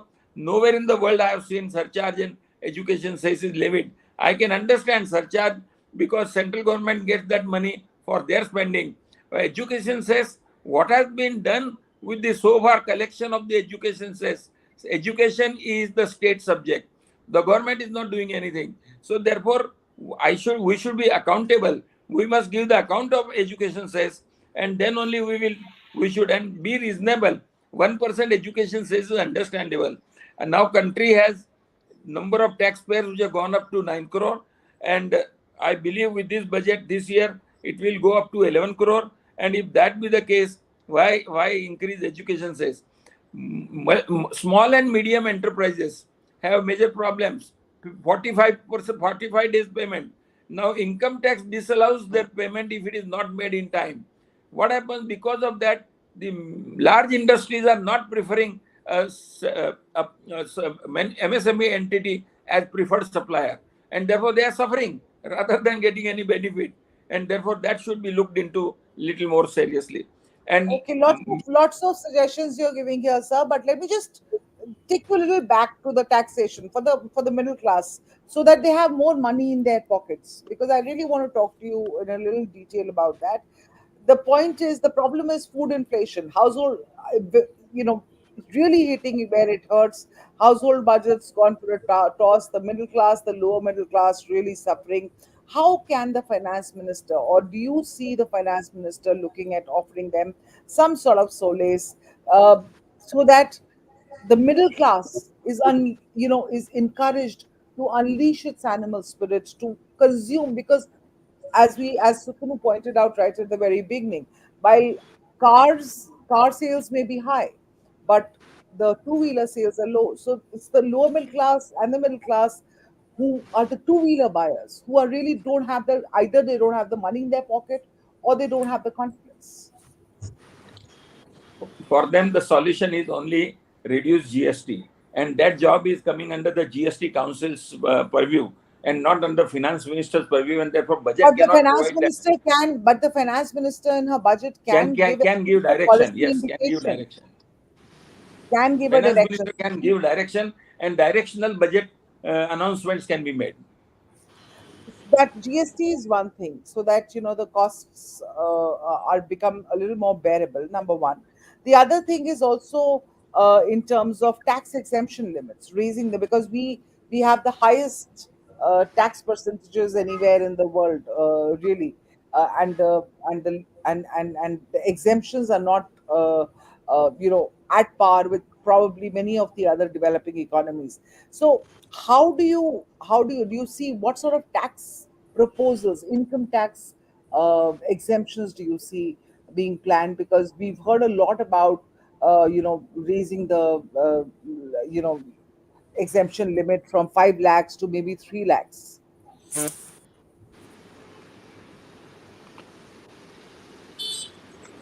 Aditi, if I may just comment for a second, I've Sure, been please. listening. I've been listening to the speech. So far, from what I could figure, there are no changes in direct taxation, neither exemption nor rates. I could be wrong. I haven't seen the fine print as yet, but from what I heard, there are no changes in direct taxation. The speech will begin in a short while from now, as far as I understand it. Where are you listening to the speech? Speech is already on, I think. No, No, I 11 don't know. o'clock. Okay. 11 a.m. 11 a.m. Okay, then 11 probably a.m. I'm probably listening again to a wrong speech. Yeah, My yeah. apologies. The speech begins at 11 a.m. It's still time. And we will show it to you, and we'll cut right across to it My when apologies. Yeah. no problem, when it begins. But yes, Mr. Kanoria, you were wanting to say something. Yeah, I basically wanted to say on top of the middle income group, what I highlighted, couple of things which is required. One is on the services side. India is a service economy, and the GST on the service needs to come down from that 18% to infuse further this thing and bringing more people into the services net. That is how India can grow. That is how it can serve the world and within the country itself. And that is going to be a key thing. The second thing is the land reforms. Just the way we had the Aadhaar, which brought in every citizen online. Similarly, if the land and energy, these two things are well structured and brought into the GST regime, it will again infuse a huge growth in the economy. Plus, what would happen is that it will ease out the pain in the mid-income group a lot, both the businesses and the employees, because the government will have a lot more cash in his hand to be able to service. Land transfers would become easier. Land buying and selling would become easier. Energy cost, which is at the moment 30-40% of any manufacturing, that will become much more cost effective and competitive in the world if we have to increase the manufacturing industry. So some of these things are very critical for the government to look at. It's a great opportunity. Even in a coalition, everyone would want to look at it to see that it helps the system and the economy to not only look at 6.5-7% growth, but how can we go to closer to 10% growth? That should be the target. Interesting. And the two tax regimes that we are with, and let me just come to Sutanu with that. No, established taxpayers with 15 lakh rupees upwards of salaries, they continue to favor the old tax regime. How do you see? Do you see Nirmala Sitharaman being able to attract them into the new one? And if yes, then what are the things that she needs to do? I am not really a tax expert, but common sense says that the kind of exemptions they are getting in the old tax regime, they find it more suitable for them. Yeah. Which is why they are not coming to the new regime. And in any case, I think the 2.5 and the 3 lakh exemption limit is ridiculously low. There are people who argue that, in Sweden and Norway and Denmark, the income tax rates are 35%, 45%. True. But what we forget is that we are a very, very low income country with a per capita income of $2,500, whereas Norway, Sweden have per capita incomes of more than $50,000-$60,000. So they can pay tax, but an ordinary Indian cannot pay tax to that extent. So in my opinion, per capita income of at least $5,000 should be completely exempt. That's the only way to, incentivize increased consumption. There's no other way. Let me just go over to the tax expert in our midst, Mr. T.P. Oswal. How can the finance minister attract more people onto the new tax regime? Can you repeat the question, please? How can the finance minister attract more people into the new tax regime rather than stick with the old one? Because there's also this simple. That's very simple. If they don't change, then don't tinker around with the old scheme. Don't give any incentives. Don't increase the exemption limit, and do some benefit to the new scheme. Possibly it will attract the lot of investors, because today you calculate in both the schemes the taxes payable. The still old scheme is beneficial in number of ways, because you can make investments, you can get deduction, you can pay house loan interest, and you can repay the housing loan, and therefore though 7 lakh rupees exemption is available, it can extend up to 15 lakhs of rupees by taking advantage of all the schemes. And therefore people up to the bracket of 15 lakhs of rupees, there is no incentive for them whatsoever of nature to go to the new scheme. So therefore make this old scheme and new scheme comparable, calculate both and give little bit benefit. You are starting everything from 20 lakhs of rupees tax at 30%. What is the incentive then, therefore? So therefore the people have some benefit available under the new scheme, and possibly the government's intention is not to encourage old scheme. Ultimately they want to make it one scheme revised. This was originally thought of, but there was resistance in the people. So the government did not go for one scheme. They adopted a middle class, given lower the first scheme, and the higher class given a second scheme. So therefore the problem will continue unless the government seriously decides to convert everybody into the new class by giving some little more exemption or little more deduction. There's a lot of conversation about a single hybrid tax regime. Uh, do you see that happening? And what shape will it take? What do you say, hybrid? So basically, a single hybrid tax regime instead of having the old regime and the new regime, just create just one regime. That's what the talk is, that they will just create If one regime, single regime, taking the best of both for all taxpayers.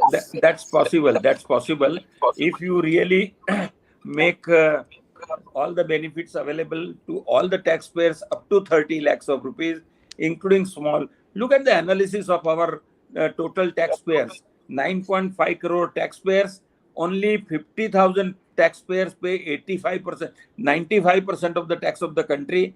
Only 5% of the taxpayer pay 99% of the tax. Only 1% of the taxpayer fall in the rest of the category. 1%, sorry, 1% of the tax is paid by 95% of the taxpayer. In other words, they are in the lower segment of the taxable income. So therefore, bring them on par with this, but by giving little more exemption, and then keep one slab. Don't keep two slabs. Don't keep two systems, old and new. Up to 30. That's why the reason I suggested up to 30 lakhs of rupees. Give them one tax slab, and then rest, and that will apply to even new and old.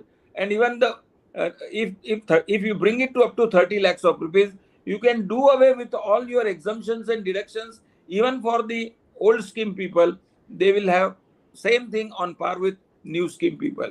And beyond 30 lakhs, you have 30% tax, because as such, this 30% tax is only tax collection. We are getting it from the rich people, and that is the tax collection of the country. Rest is all waste of time and huge expenditure on administration. All right, and let me just cut across to you on this, Sandeep.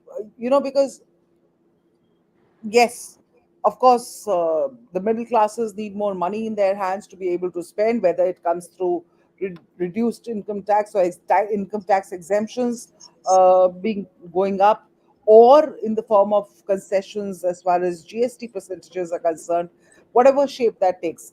The fact remains that unemployment is the other big problem. While cash in the hands of poor people, cash in the hands of the middle class will definitely give a boost to the economy, there is also the added problem of unemployment. Now, the government's data says that, wherever you look, the unemployment data is different.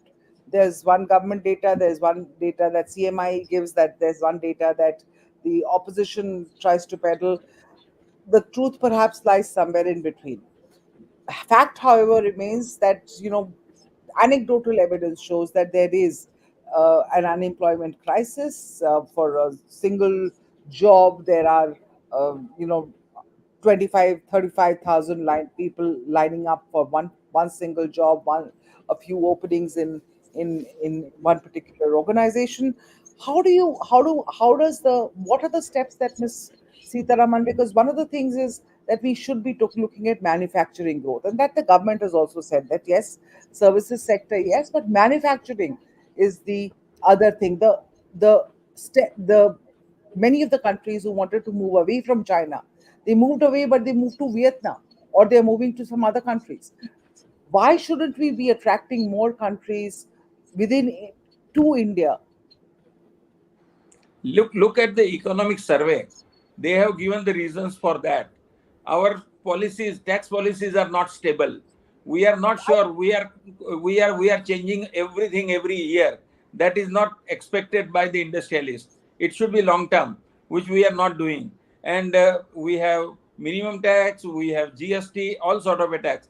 When new industry comes in the country, they make a huge investment and give them stable regime for 5 years at least, minimum. Like VP Singh did it in 86. 5 years, tax rate will be the same, no change. So therefore, people will like to invest. And second thing, what you are asking is a very, very interesting question. Our economy, our country is based on agricultural economy. Think of technology in agriculture. For example, I'll give you an example. I am fully associated with a project in near Pune, hydroponic.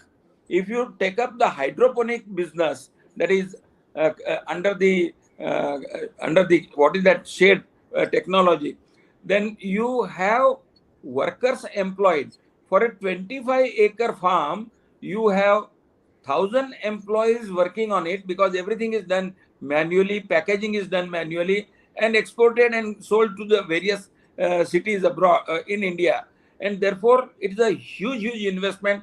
And when you are exempting a hydroponic business, why should you not exempt or reduce the rate of tax for the laborers who are really agriculturists and not the person who is running the hydroponic business? So But that is agricultural labor something, force but that is must be. something that the government has already started, and they've already in their stated in their own economic survey, they have said that these are the areas that we need to improve on and build upon.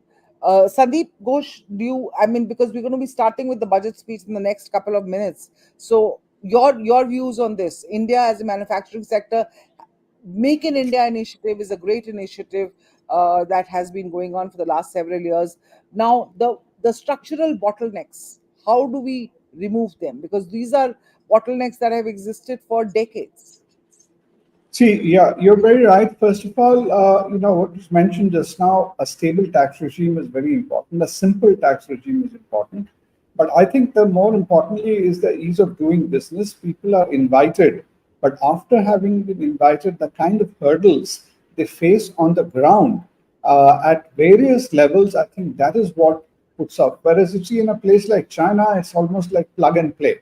You come in, you get everything, your land allotted, your permissions through, and you get to work here. But now, here in India, between the promise and the delivery, I think there is a big gap, and government will have to find means to chaperone these industries which are coming and take quick decisions. In some cases, if certain special decisions have to be taken, we have to take it in the larger interest. We cannot stand on,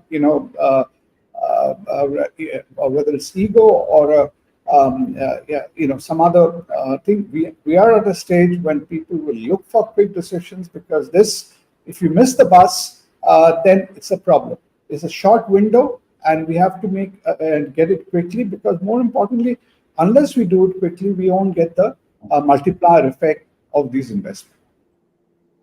But unless we do it quickly, we won't get the multiplier effect. So the budget speech is going to, Finance Minister Nirmala Sitharaman has already reached the Parliament. We showed you those visuals earlier. The budget speech is going to begin shortly, but there's still time to go. Can I just cut across to Professor Rakesh Mohan there and take this input on the whole manufacturing bit, and where from China, Vietnam seems to have taken the lead, while we have not been able to do it. What are let's say, a lot of structural changes, of course, have to be done, but also one needs to perhaps look at the logistics cost, because in other countries, logistics cost is like 11-12%, but in India, that's almost 14-15%.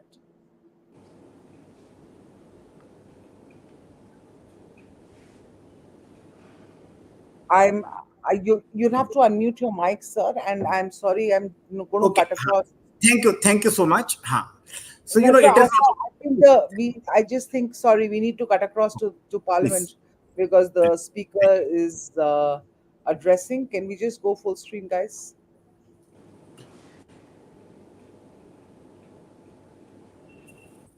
So now I'll leave. यात्रा पर आई है।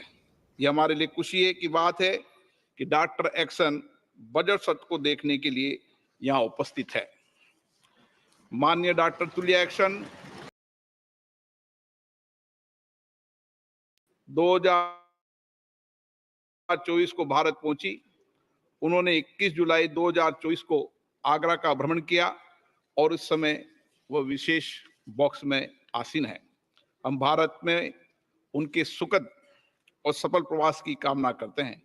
हम अंतर संसदीय संघ के president के रूप में उनकी भूमिका के लिए सफलता की भी कामना करते हैं। उनके माध्यम से हम तंजानिया गणराज्य की संसद के सदस्यों, तंजानिया की सरकार तथा वहां की मित्र जनता को बधाई और शुभकामनाएं देते हैं। मान्य सदस्यगण, जैसा कि आपको समाचार भाग 2 के माध्यम से पहले ही सूचित किया जा चुका है कि माननीय वित्त मंत्री जी के बजट भाषण की प्रतियां हार्ड कॉपी के रूप में उपलब्ध कराई जाएगी। अतः बजट प्रस्तुत हो जाने के पश्चात माननीय सदस्य कृपया बजट भाषण की अपनी अपनी प्रति प्रकाशन काउंटर से प्राप्त कर लें। आपको ये भी सूचित किया जाता है कि माननीय मंत्री द्वारा बजट प्रस्तुत किए जाने के पश्चात बजट की प्रतियां आपको मेंबर्स पोर्टल के माध्यम से भी उपलब्ध करा दी जाएगी। माननीय वित्त मंत्री Shrimati Nirmala Sitharaman.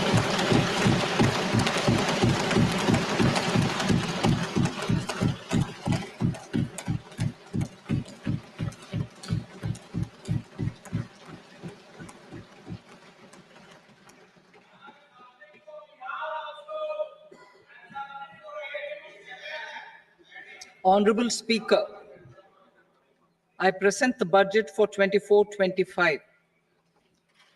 Introduction. The people of India have reposed their faith in the government led by Honorable Prime Minister Shri Narendra Modi and re-elected it for a historic third term under his leadership.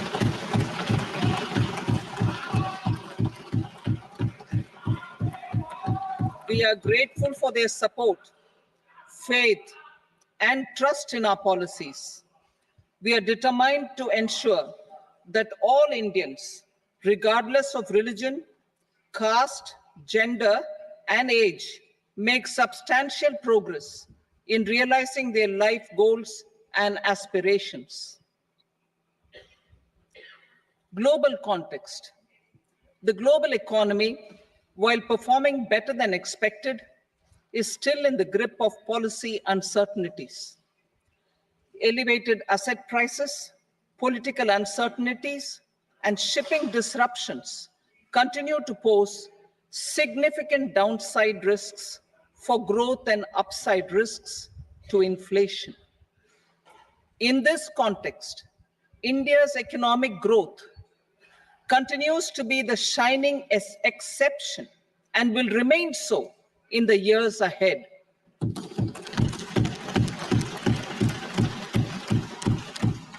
India's inflation continues to be low, stable, and moving towards the 4% target. Core inflation, that is non-food and non-fuel, currently is 3.1%. Steps are being taken to ensure supplies of perishable goods reach markets adequately. Interim budget.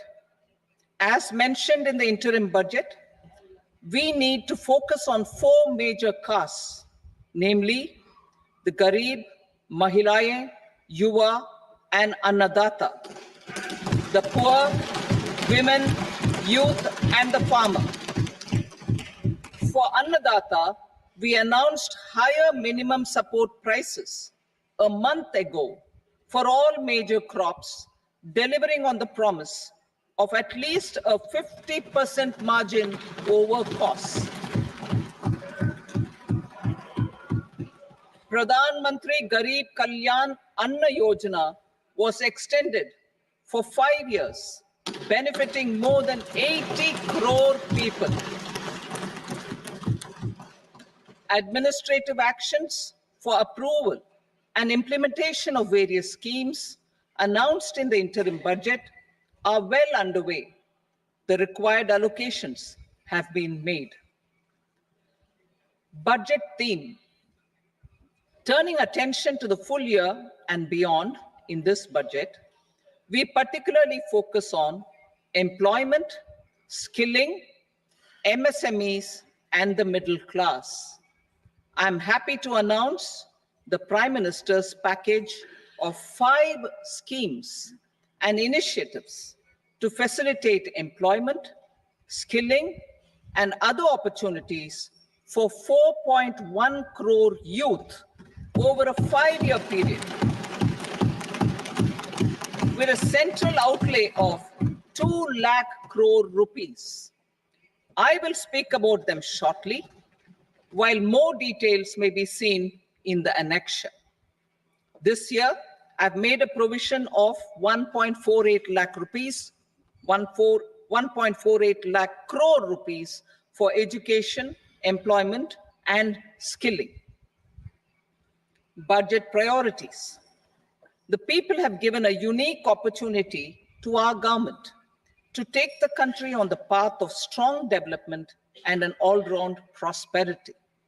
In the interim budget, we promise to present a detailed roadmap for our pursuit of Vikasit Bharat.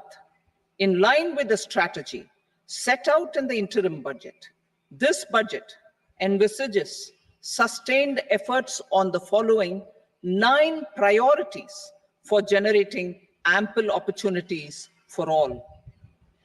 Number 1, productivity and resilience in agriculture. Number 2, employment and skilling. Number 3, inclusive human resource development and social justice. 4, manufacturing and services. 5, urban development. 6, energy security. 7, infrastructure. 8, innovation, research and development. And 9, next generation reforms. Subsequent budgets will build on these and add more priorities and actions. A more detailed formulation will be carried out as part of the economic policy framework, about which I will speak later in this speech. This budget details some of the specific actions to be initiated in the current year towards fulfillment of these priorities, with potential for transformative changes. The budget also covers some of the previously made announcements with intent to strengthen them and step up their implementation for expediting our journey towards the goal of Vikasit Bharat. Priority 1, productivity and resilience in agriculture.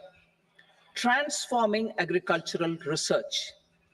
Our government will undertake a comprehensive review of the agricultural research setup to bring the focus on raising productivity and developing climate resilient varieties. Funding will be provided in challenge mode, including to the private sector. Domain experts, both from the government and outside, will oversee the conduct of such research. Release of new varieties. New 109 high-yielding and climate-resilient varieties of 32 field and horticultural crops will be released for cultivation by farmers. Natural farming. In the next 2 years, 1 crore farmers across the country will be initiated into natural farming, supported by certification and branding. Implementation will be through scientific institutions and willing gram panchayats. 10,000 need-based bio-input resource centers will be established. Missions for pulses and oilseeds. For achieving self-sufficiency in pulses and oilseeds, we will strengthen their production, storage, and marketing. As announced in the interim budget, a strategy is being put in place to achieve Atmanirbharta for oilseeds such as mustard, groundnut, sesame, soybean, and sunflower. Vegetable production and supply chains. Large-scale clusters for vegetable production will be developed closer to major consumption centers.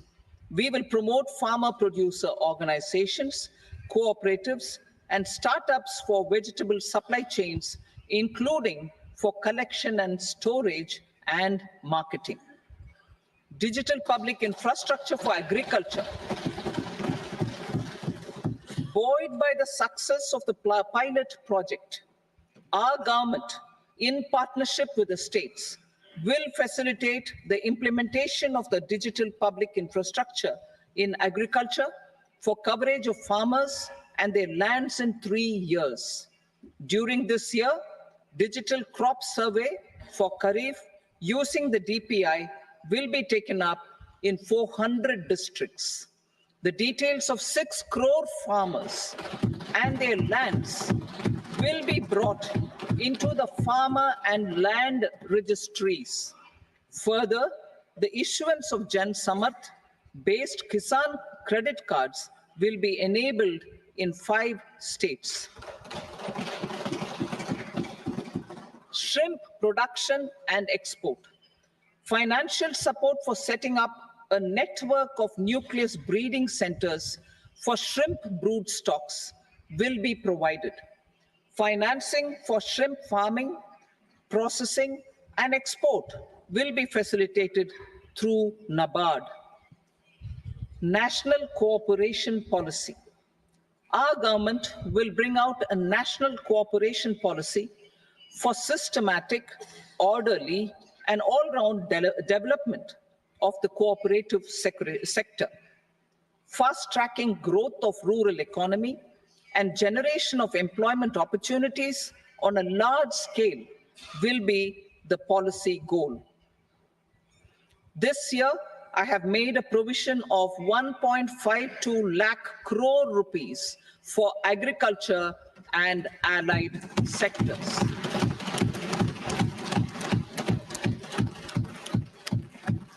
Priority 2, employment and skilling. Employment-linked incentive. Our government will implement following 3 schemes for employment-linked incentive as part of the Prime Minister's package. These will be based on enrollment in the EPFO and focus on recognition of first-time employees and support to employees and employers. Scheme A, first-timers. This scheme will provide 1 month wage to all persons newly entering the workforce in all formal sectors.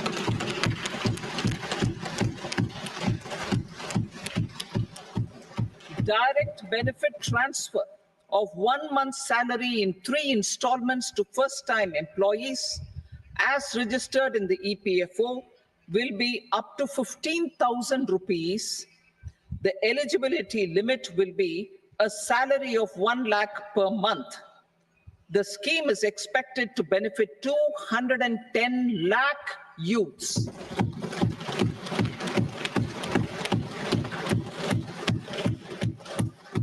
Scheme B, job creation in manufacturing. This scheme will incentivize additional employment in the manufacturing sector linked to the employment of first-time employees. An incentive will be provided at specified scale directly both to the employee and the employer with respect to the EPFO contribution in the first 4 years of employment. The scheme is expected to benefit 30 lakh youth entering employment and their employers.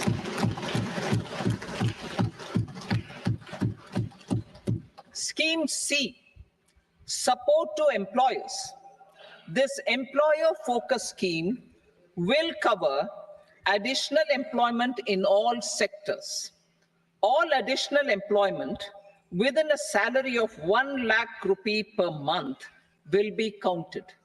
The government will reimburse to employers up to 3,000 rupees per month for 2 years towards the EPFO contribution for each additional employee. The scheme is expected to incentivize additional employment of 50 lakh persons.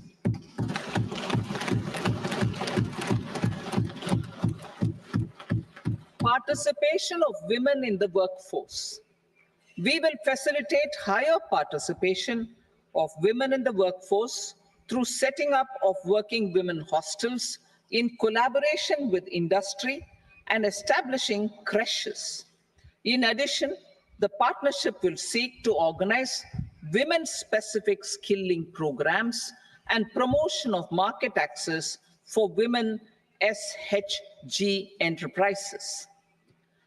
Skilling program. I'm happy to announce a new centrally sponsored scheme as the fourth scheme under the Prime Minister's package for skilling in collaboration with state governments and industry. 20 lakh youth will be skilled over a 5-year period.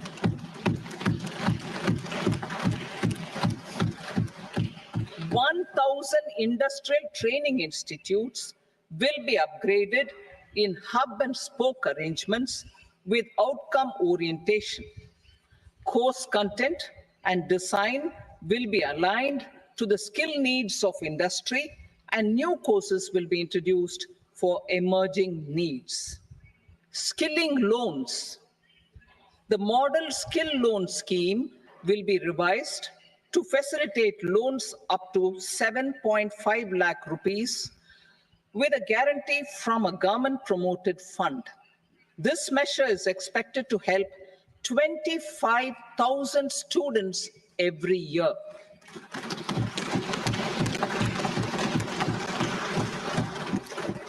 Education loans.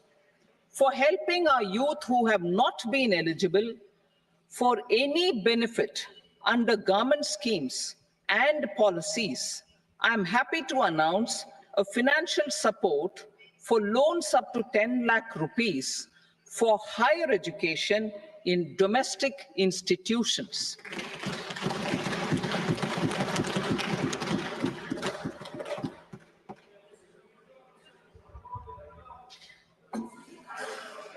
E-vouchers for this purpose. E-vouchers for this purpose will be given directly to 1 lakh students every year for annual interest subvention of 3% of the loan amount.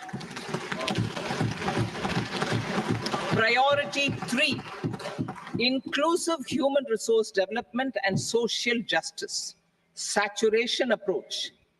Our government is committed to all-round, all-pervasive, and all-inclusive development of people, particularly farmers, youth, women, and the poor.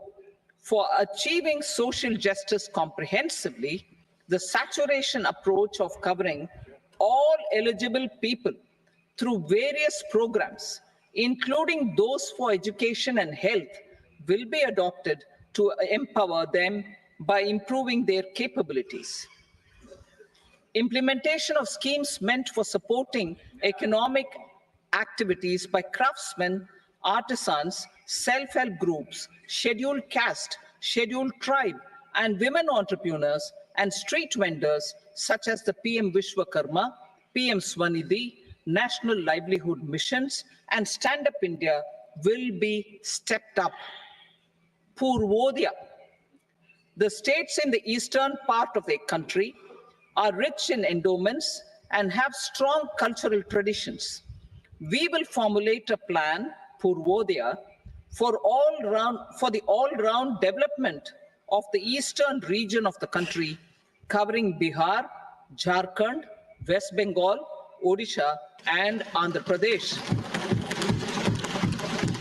This will cover human resource development, infrastructure, and generation of economic opportunities to make the region an engine to attain Vikasit Bharat. On the Amritsar-Kolkata industrial corridor, we will support development of an industrial node at Gaya. This corridor will catalyze industrial development of the eastern region. The industrial node at Gaya will also be a good model for developing our ancient centers of cultural importance into future centers of modern economy. This model shall showcase Vikas Bhi, Virasat Bhi, in a growth trajectory. We will also support development of road connectivity projects, namely 1. Patna-Purnia Expressway, 2. Buxar-Bhagalpur Expressway, 3. Bodh Gaya, Rajgir, Vaishali and Darbhanga spurs, and 4. Additional 2-lane bridge over River Ganga at Buxar at a total cost of 26,000 crore rupees.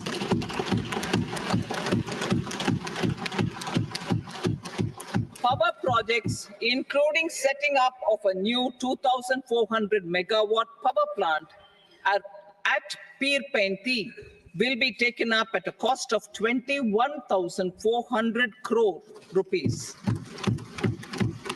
New airports, medical colleges, and sports infrastructure in Bihar will be constructed.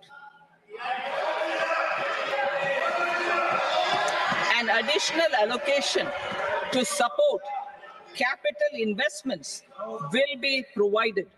The requests of Bihar government for external assistance from multilateral development banks will be expedited.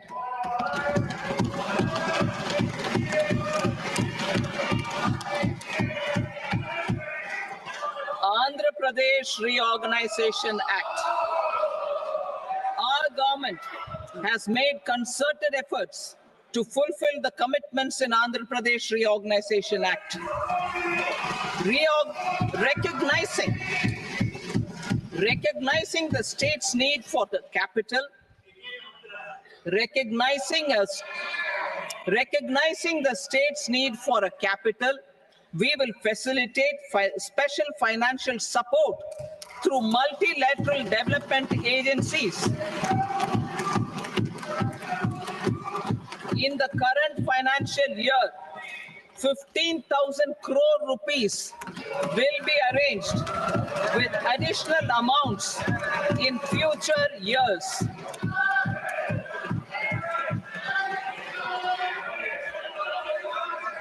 Our government is fully committed to financing and early completion of the Polavaram irrigation project, which is the lifeline for Andhra Pradesh and its farmers. This will facilitate our country's food security as well. Under the Act,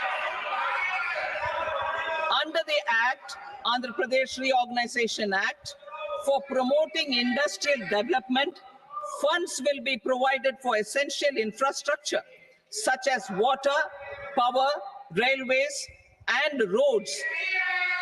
In Kopparthi node on the Visakhapatnam-Chennai Industrial Corridor and Varavakal node on the Hyderabad-Bangalore Industrial Corridor.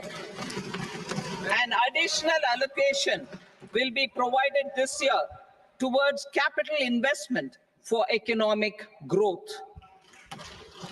Grants for backward regions of Rayalaseema, Prakasham, North Coastal Andhra, as stated in the Act, will be provided. PM Awas Yojana. 3 crore additional houses under the PM Awas Yojana in rural and urban areas in the country have been announced, for which the necessary allocations are being made. Women-led development. For promoting women-led development, the budget carries an allocation of more than 3 lakh crore for schemes benefiting women and girls. This signals our government's commitment for enhancing women's role in economic development. Pradhan Mantri Janjatiya Unnat Gram Abhiyan. For improving the socio-economic condition of tribal communities, we will launch the Pradhan Mantri Janjatiya Unnat Gram Abhiyan by adopting saturation coverage for tribal families in tribal majority villages and aspirational districts.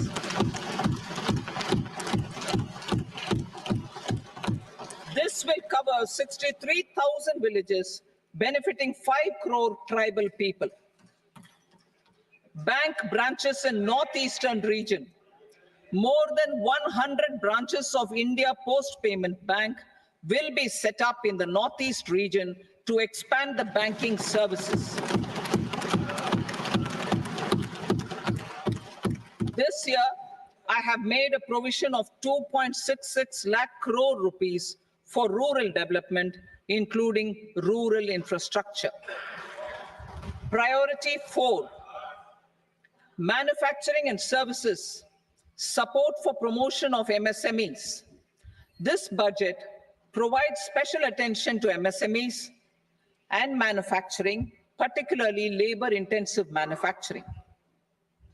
We have formulated a package covering financing, regulatory changes, and technology support for MSMEs to help them grow and also compete globally, as mentioned in the interim budget. I'm happy to announce the following specific measures. Credit guarantee scheme for MSMEs in the manufacturing sector. For facilitating term loans to MSMEs for purchase of machinery and equipment without collateral or third-party guarantee, a credit guarantee scheme will be introduced. The scheme will operate on pooling of credit risks of such MSMEs. A separately constituted self-financing guarantee fund will provide to each applicant guarantee cover up to 100 crore rupees, while the loan amount may be larger. The borrower will have to provide an upfront guarantee fee and an annual guarantee fee on the reducing loan balance. New assessment model for MSME credit. Public sector banks will build their own in-house capability to assess MSMEs for credit instead of relying on external assessment. They will also take a lead in developing or getting developed a new credit assessment model based on the scoring of digital footprints of the MSMEs in the economy. This is expected to be a significant improvement over the traditional assessment of credit eligibility based only on asset or turnover criteria. That will also cover MSMEs without a formal accounting system. Credit support to MSMEs during stress period. I'm happy to announce a new mechanism for facilitating continuation of bank credit to MSMEs during their stress period while being in special mention account, SMA stage, for reasons beyond their control. MSMEs need credit to continue their business and to avoid getting into the NPA stage. Credit availability will be supported through a guarantee from a government-promoted fund. Mudra loans. The limit of Mudra loans will be enhanced to 20 lakh from the current 10 lakh for those entrepreneurs who have availed and successfully repaid previous loans under the Tarun category. Enhanced scope for mandatory onboarding in trades. For facilitating MSMEs to unlock their working capital by converting their trade receivables into cash, I propose to reduce the turnover threshold of buyers for mandatory onboarding on the trades platform from rupees 500 crore to 250 crore rupees. This measure will bring 22 more CPSCs and 7,000 more companies onto the platform. Medium enterprises will also be included in the scope of the suppliers.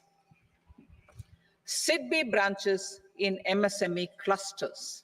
SIDBI will open new branches to expand its reach to serve all major MSME clusters within 3 years and provide direct credit to them. With the opening of 24 such branches this year, the service coverage will expand to 168 out of 242 major clusters. MSME units for food irradiation, quality and safety testing. Financial support for setting up of 50 multi-product food irradiation units in the MSME sector will be provided. Setting up of 100 food quality and safety testing labs with NABL accreditation will be facilitated. E-commerce export hubs to enable MSMEs and traditional artisans to sell their products in international markets. E-commerce export hubs will be set up in public-private partnership mode. These hubs, under a seamless regulatory and logistic framework, will facilitate trade and export-related services under one roof. Measures for promotion of manufacturing and services. Internship in top companies. As the fifth scheme under Prime Minister's package, our government will launch a comprehensive scheme for providing internship opportunities in 500 top companies to 1 crore youth in 5 years. They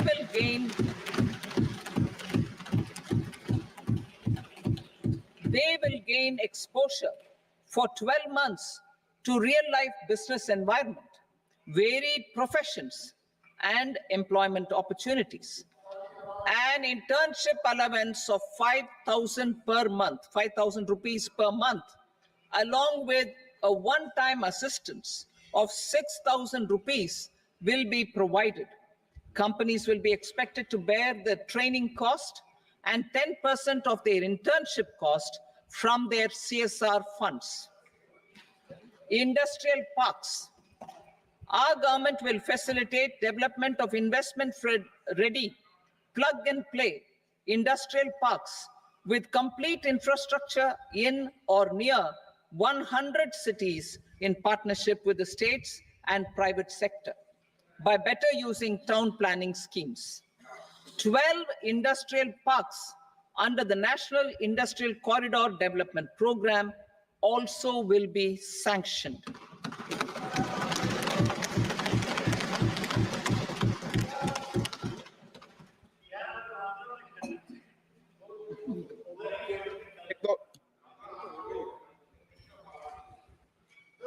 Veggie paper, no. Please, Petty.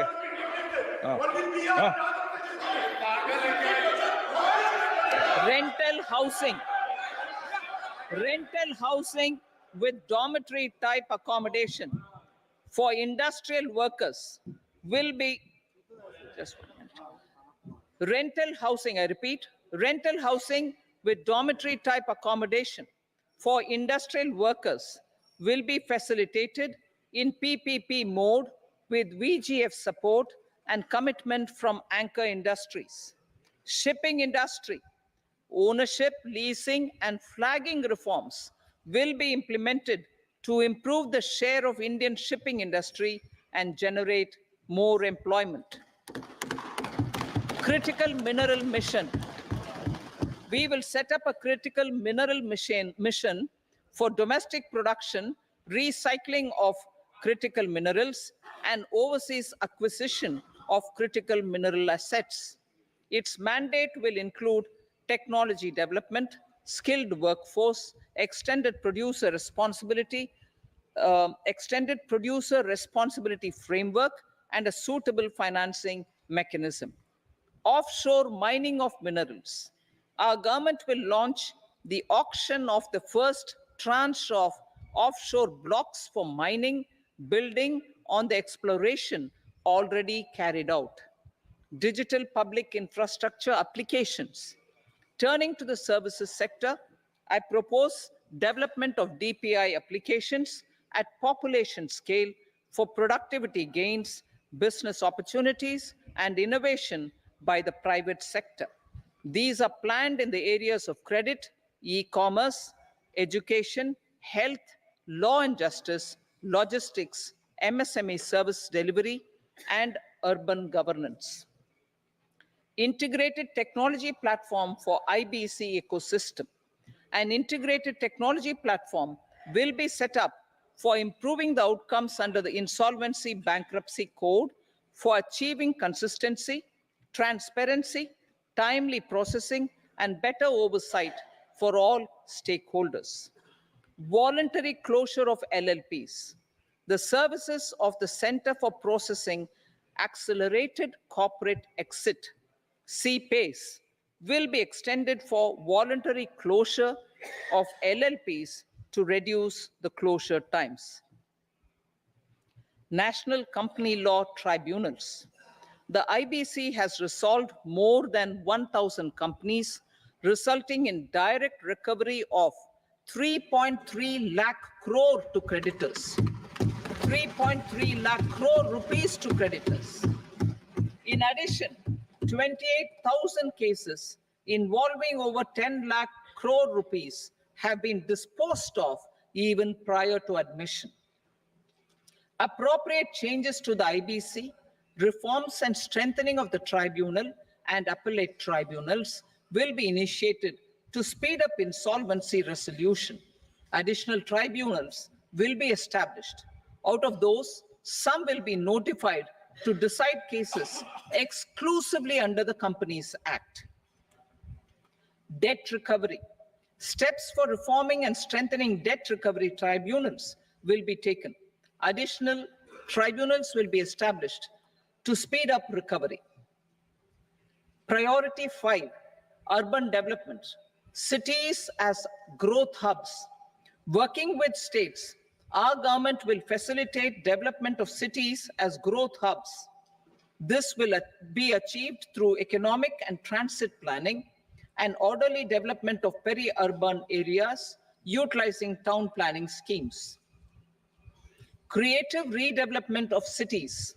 For creative brownfield redevelopment of existing cities with a transformative impact, our government will formulate a framework for enabling policies, market-based mechanisms, and regulation. Transit-oriented development. Transit-oriented development plans for 14 large cities with a population above 30 lakh will be formulated, along with an implementation and financing strategy.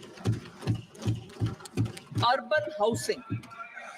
Under the PM Awas Yojana, Urban 2.0, housing needs of 1 crore urban poor and middle-class families will be addressed with an investment of 10 lakh crore rupees. This will include the central assistance of 2.2 lakh crore rupees in the next 5 years. A provision of interest subsidy to facilitate loans at affordable rates is also envisaged. In addition, enabling policies and regulations for efficient and transparent rental housing markets with enhanced availability will also be put in place. Water supply and sanitation. In partnership with state governments and multilateral development banks, we will promote water supply, sewage treatments, and solid waste management projects and services for 100 large cities through bankable projects. These projects will also envisage use of treated water for irrigation and filling up of tanks in nearby areas. Street markets. Building on the success of PM Swanidhi scheme in transforming the lives of street vendors, our government envisions a scheme to support each year over the next 5 years the development of 100 weekly hearts or street food hubs in select cities. Stamp duty. We will encourage states which continue to charge high stamp duty to moderate the rates for all and also consider further lowering duties for properties purchased by women. This reform will be made an essential component of urban development schemes. Priority 6, energy security, energy transition. In the interim budget, I had announced our strategy to sustain high and more resource efficient economic growth, along with the energy security in terms of availability, accessibility, and affordability. We will bring out a policy document on appropriate energy transition pathways that balances the imperatives of employment, growth, and environmental sustainability. PM Surya Ghar Muft Bijli Yojana. PM Surya Ghar Muft Bijli Yojana. In line with the announcement in the interim budget,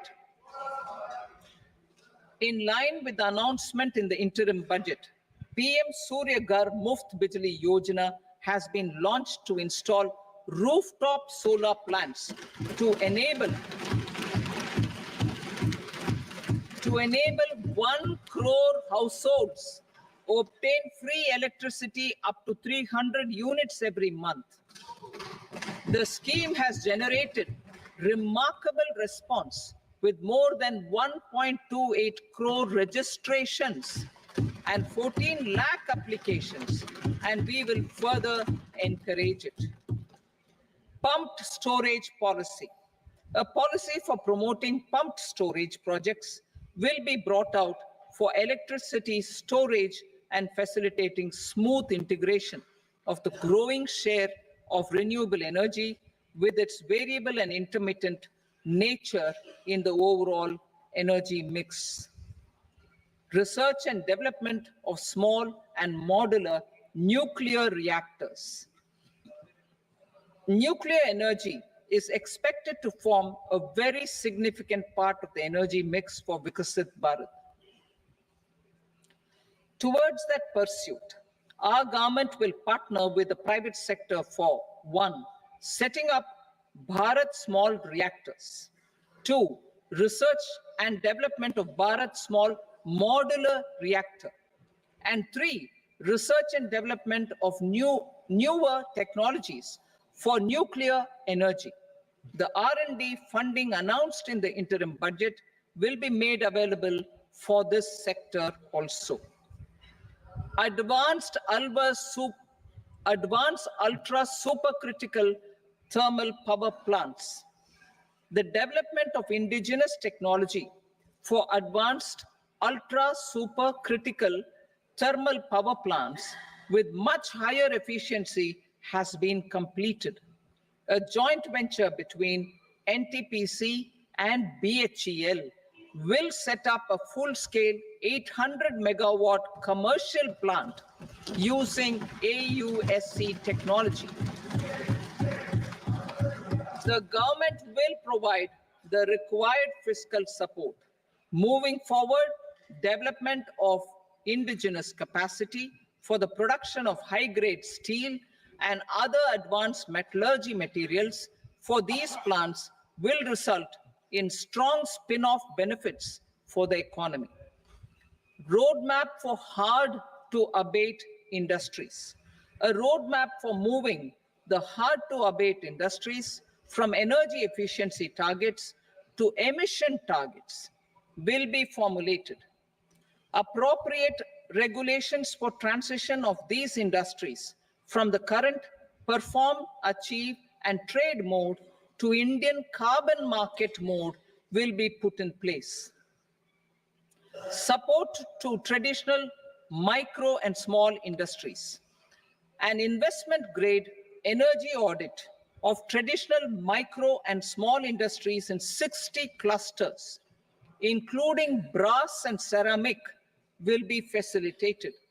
Financial support will be provided for shifting them to cleaner forms of energy and implementation of energy efficiency measures.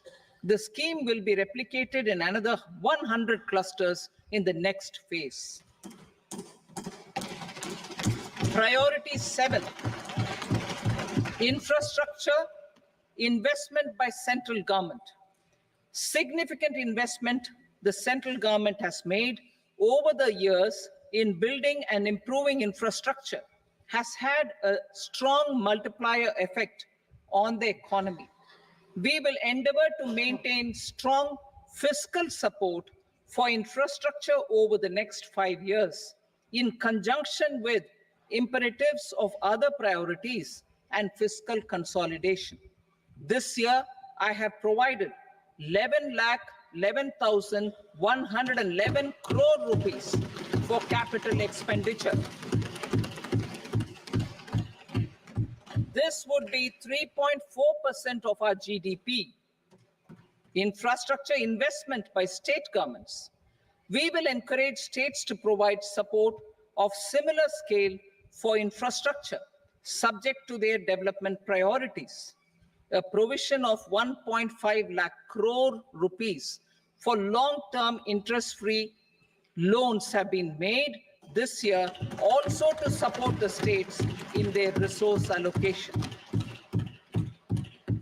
Private investment in infrastructure. Investment in infrastructure by private sector will be promoted through viability gap funding and enabling policies and regulations. A market-based financing framework will be brought out. Pradhan Mantri Gram Sadak Yojana. Phase 4 of the PMGSY will be launched to provide all-weather connectivity to 25,000 rural habitations, which have become eligible in view of their population increase. Irrigation and flood mitigation. Bihar has frequently suffered from floods, many of them originating outside the country. Plans to build flood control structures in Nepal are yet to progress. Our government, through the Accelerated Irrigation Benefit Program and other sources, will provide financial support for projects with estimated cost of 11,500 crore rupees,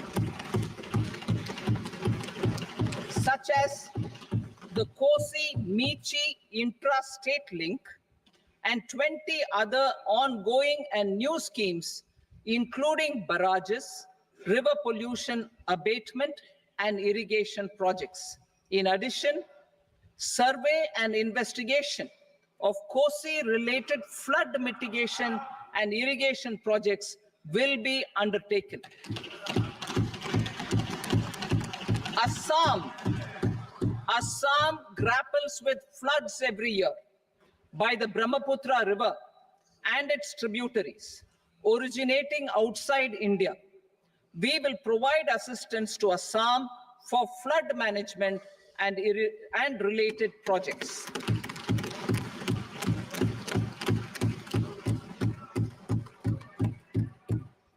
Himachal Pradesh suffered extensive losses due to floods last year.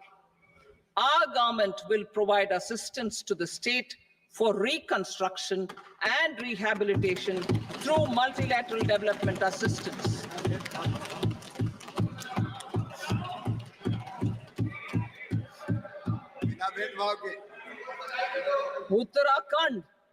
Uttarakhand too suffered losses due to cloudbursts and massive landslides. We will provide assistance to the state. Recently, Sikkim witnessed devastating flash floods and landslides that wreaked havoc across the state. Our government will provide assistance to the state. Tourism. Tourism has always been a part of our civilization.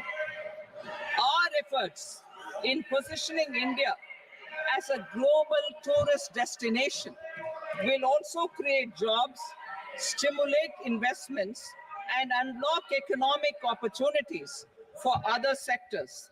In addition to the measures outlined in the interim budget, I propose the following measures. Vishnupad Temple at Gaya and Mahabodhi Temple at Bodh Gaya in Bihar are of immense spiritual significance. Comprehensive development of Vishnupad Temple corridor and Mahabodhi Temple corridor will be supported, modeled on the successful Kashi Vishwanath Temple corridor to transform them into world-class pilgrim and tourist destinations.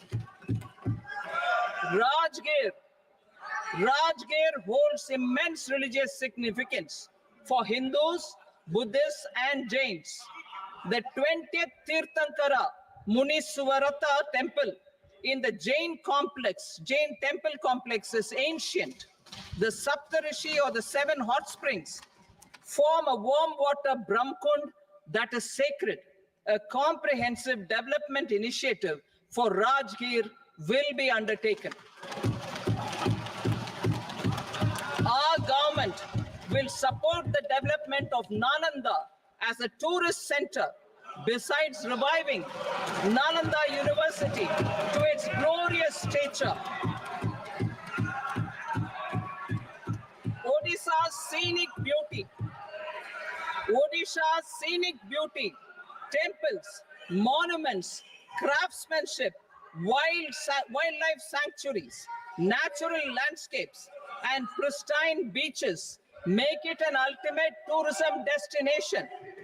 Our government will provide assistance for their development to Odisha as well.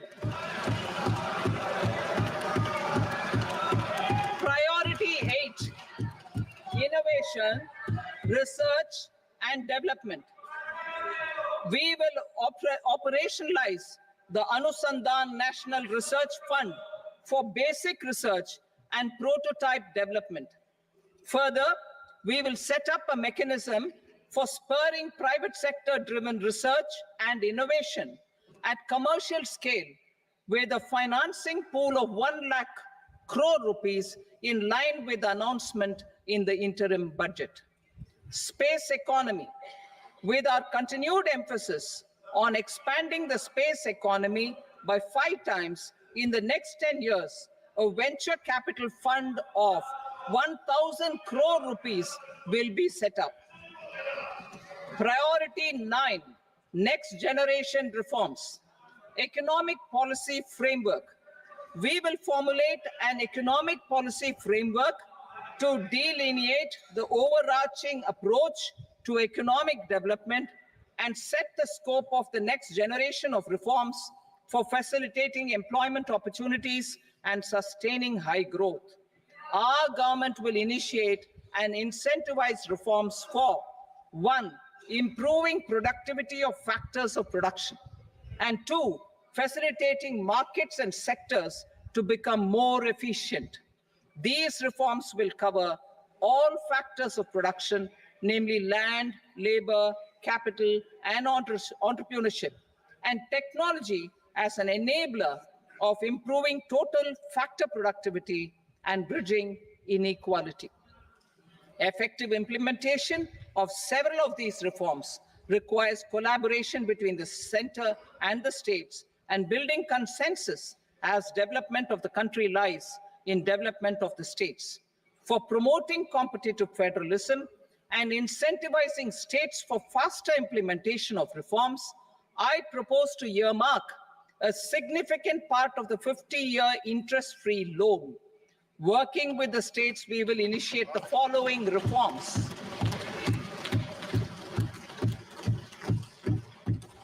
Land-related reforms and actions, both in the rural and urban areas, will cover land administration, will cover 1, land administration, planning and management, and 2, urban planning usage and building bylaws. These will be incentivized for completion within the next 3 years through appropriate fiscal support. Rural land-related actions. Rural land-related actions will include 1. Assignment of unique land parcel identification number, UL PIN, or Bhu Aadhaar for all lands. 2. Digitization of cadastral maps. 3. Survey of subdivisions, survey of map subdivisions as per current ownership. 4. Establishment of land registry. And 5. Linking to the farmers registry. These actions will also facilitate credit flow and other agricultural services. Urban land related actions. Land records in urban areas will be digitized with GIS mapping. An IT-based system for property record administration, updating, and tax administration will be established.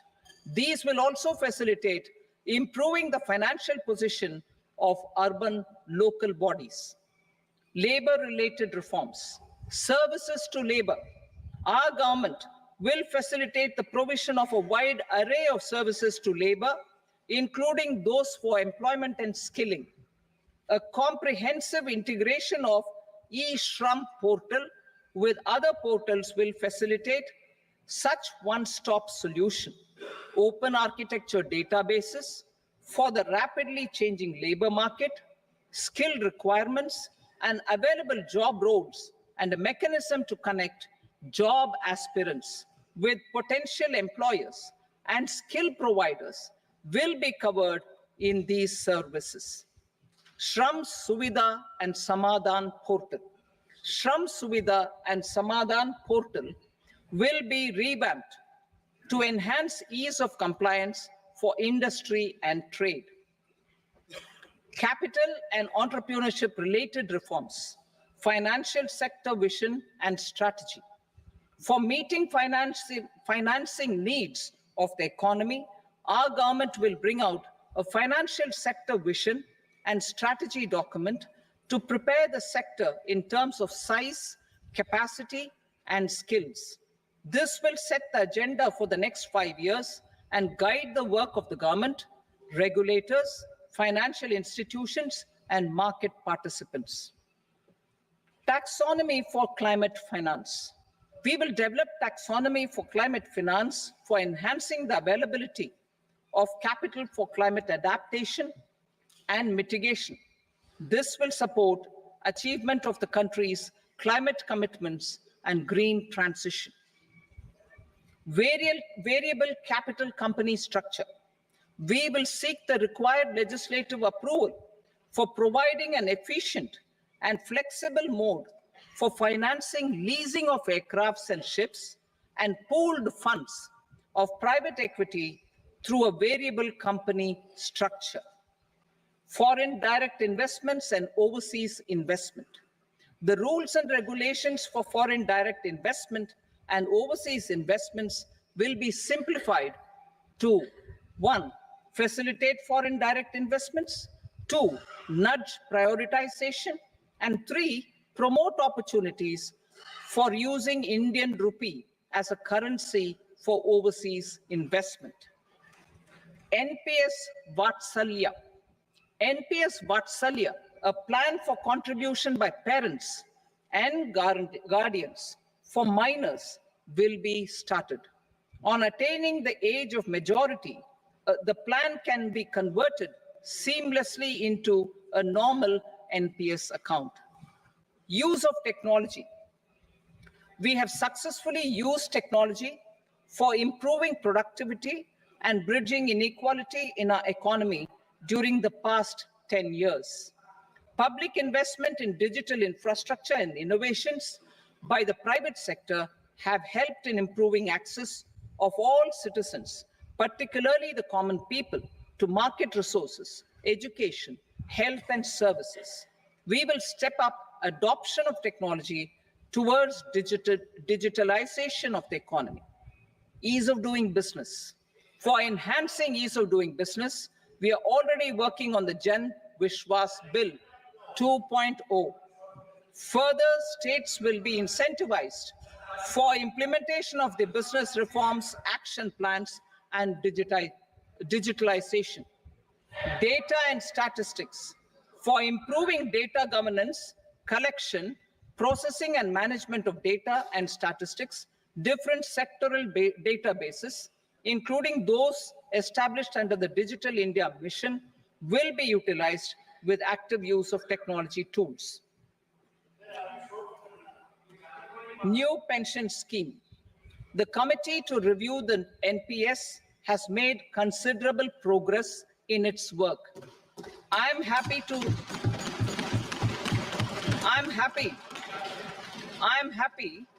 that the staff side of the National Council of the Joint Consultative Machinery for Central Government Employees has taken a constructive approach. A solution will be evolved which addresses the relevant issues while maintaining fiscal prudence to protect the common citizens. Budget estimates for 24-25. For the year 24-25, total receipts other than borrowings and the total expenditure are estimated at 32.07 lakh crore rupees and 48.21 lakh crore rupees respectively. The net tax receipts are estimated at 25.83 lakh crore rupees. The fiscal deficit is estimated at 4.9% of the GDP. The gross and the net market borrowings through dated securities during 24-25 are estimated at 14.01 lakh crore rupees and 11.63 lakh crore rupees respectively. Both will be less than that in 23-24. The fiscal consolidation path announced by me in 2021 has served our economy very well, and we aim to reach the deficit below 4.5% next year. The government is committed to staying the course. From 2026-27 onwards, our endeavor will be to keep the fiscal deficit each year such that the central government's debt will be on a declining path as percentage of GDP. I will now move to part B.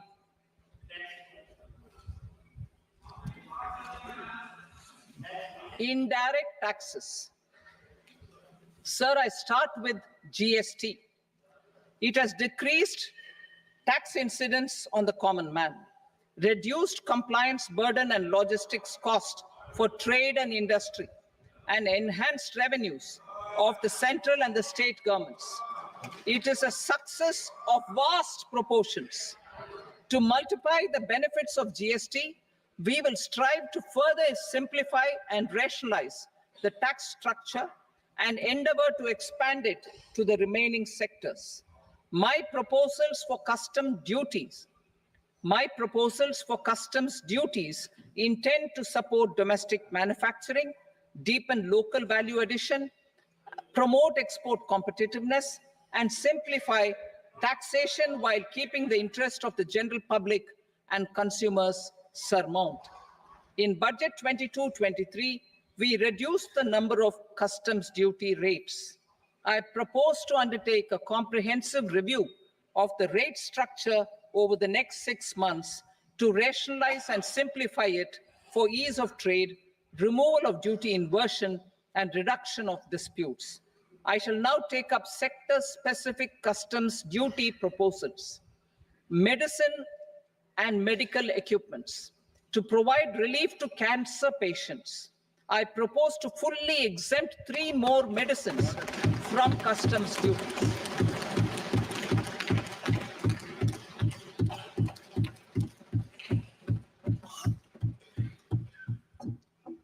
I also propose changes in the BCD on X-ray tubes and flat panel detectors for use in medical X-ray machines under the phased manufacturing program so as to synchronize them with the domestic capacity addition. Mobile phone and related parts. With a 3-fold increase in domestic production and almost a 100-fold jump in exports of mobile phones over the last 6 years, the Indian mobile industry has matured. In the interest of consumers, I now propose to reduce the BCD on mobile phone, mobile PCBA, and mobile charger to 15%. Critical minerals. Minerals such as lithium, copper, cobalt, and rare earth elements are critical for sectors like nuclear energy, renewable energy, space, defense, telecommunications, and high-tech electronics. I propose to fully exempt customs duties on 25 critical minerals and reduce BCD on 2 of them. This will provide a major fillip to the processing and refining of such minerals and help secure their availability for these strategic and important sectors. Solar energy. Energy transition is critical in the fight against climate change.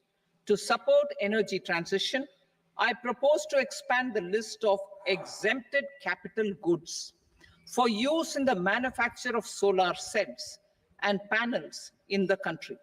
Further, in view of sufficient domestic manufacturing capacity of solar gas, glass, and tinned copper interconnect, I propose not to extend the exemption of custom duties provided to them.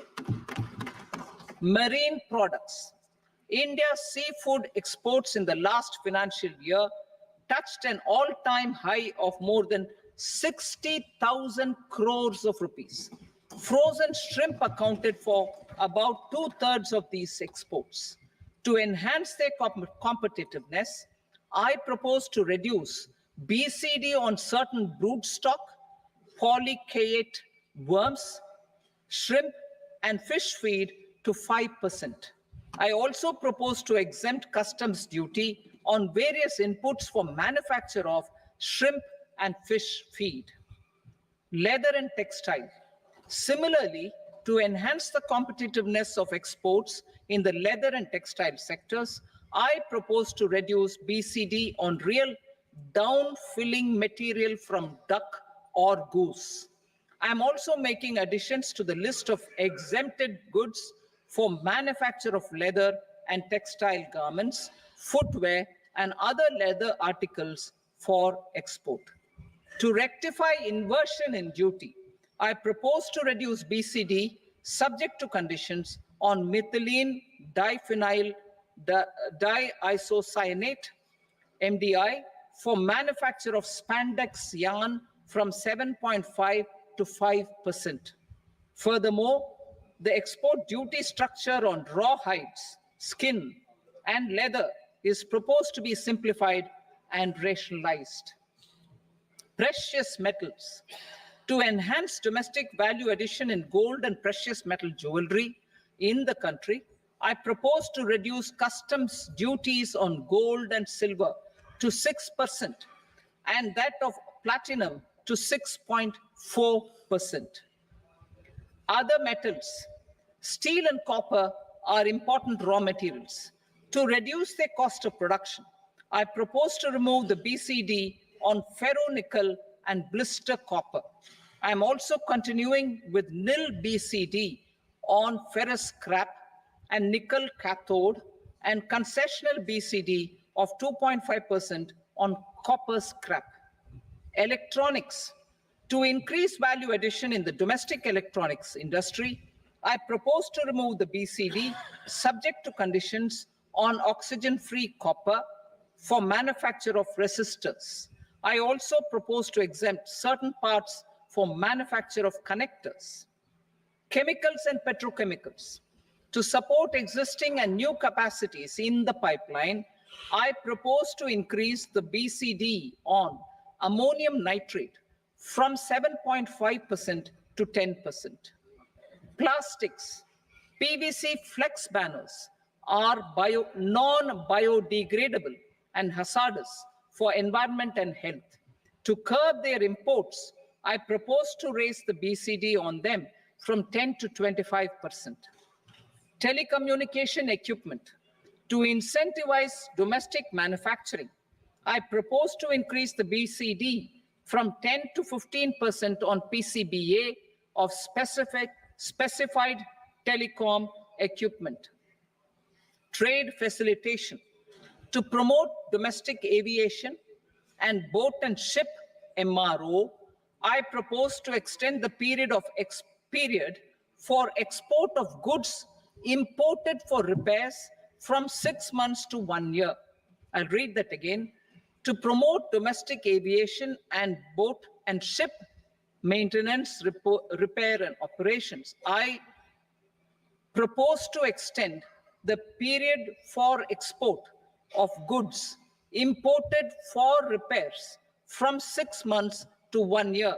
In the same vein, I propose to extend the time limit for re-import of goods for repairs under warranty from 3 to 5 years.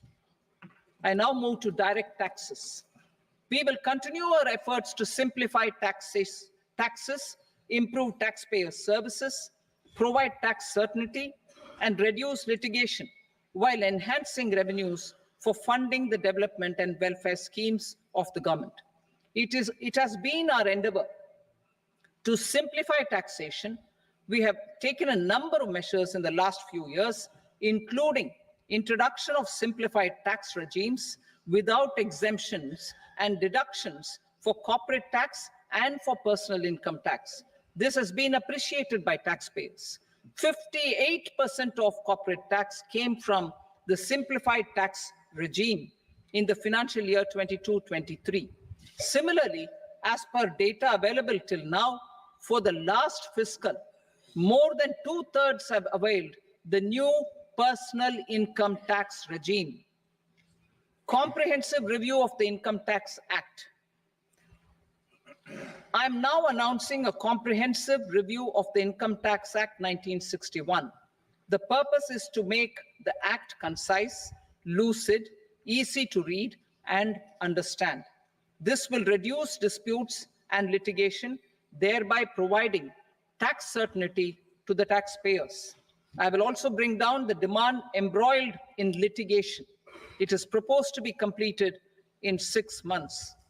A beginning is being made in the finance bill by simplifying the tax regime for charities, TDS rate structures, provisions of reassessment and such provisions, and capital gains taxation.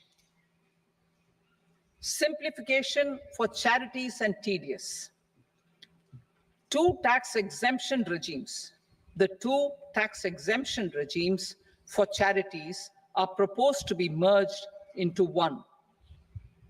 The 5% TDS rate on many payments is being merged into the 2% TDS rate, and the 20% TDS rate on repurchase of units by mutual funds or UTI is being withdrawn.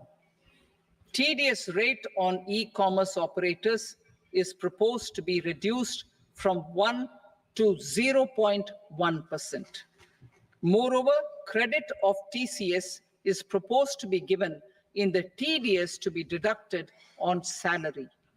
Further, I propose to decriminalize delay for payment of TDS up to the due date of filing statement for the same.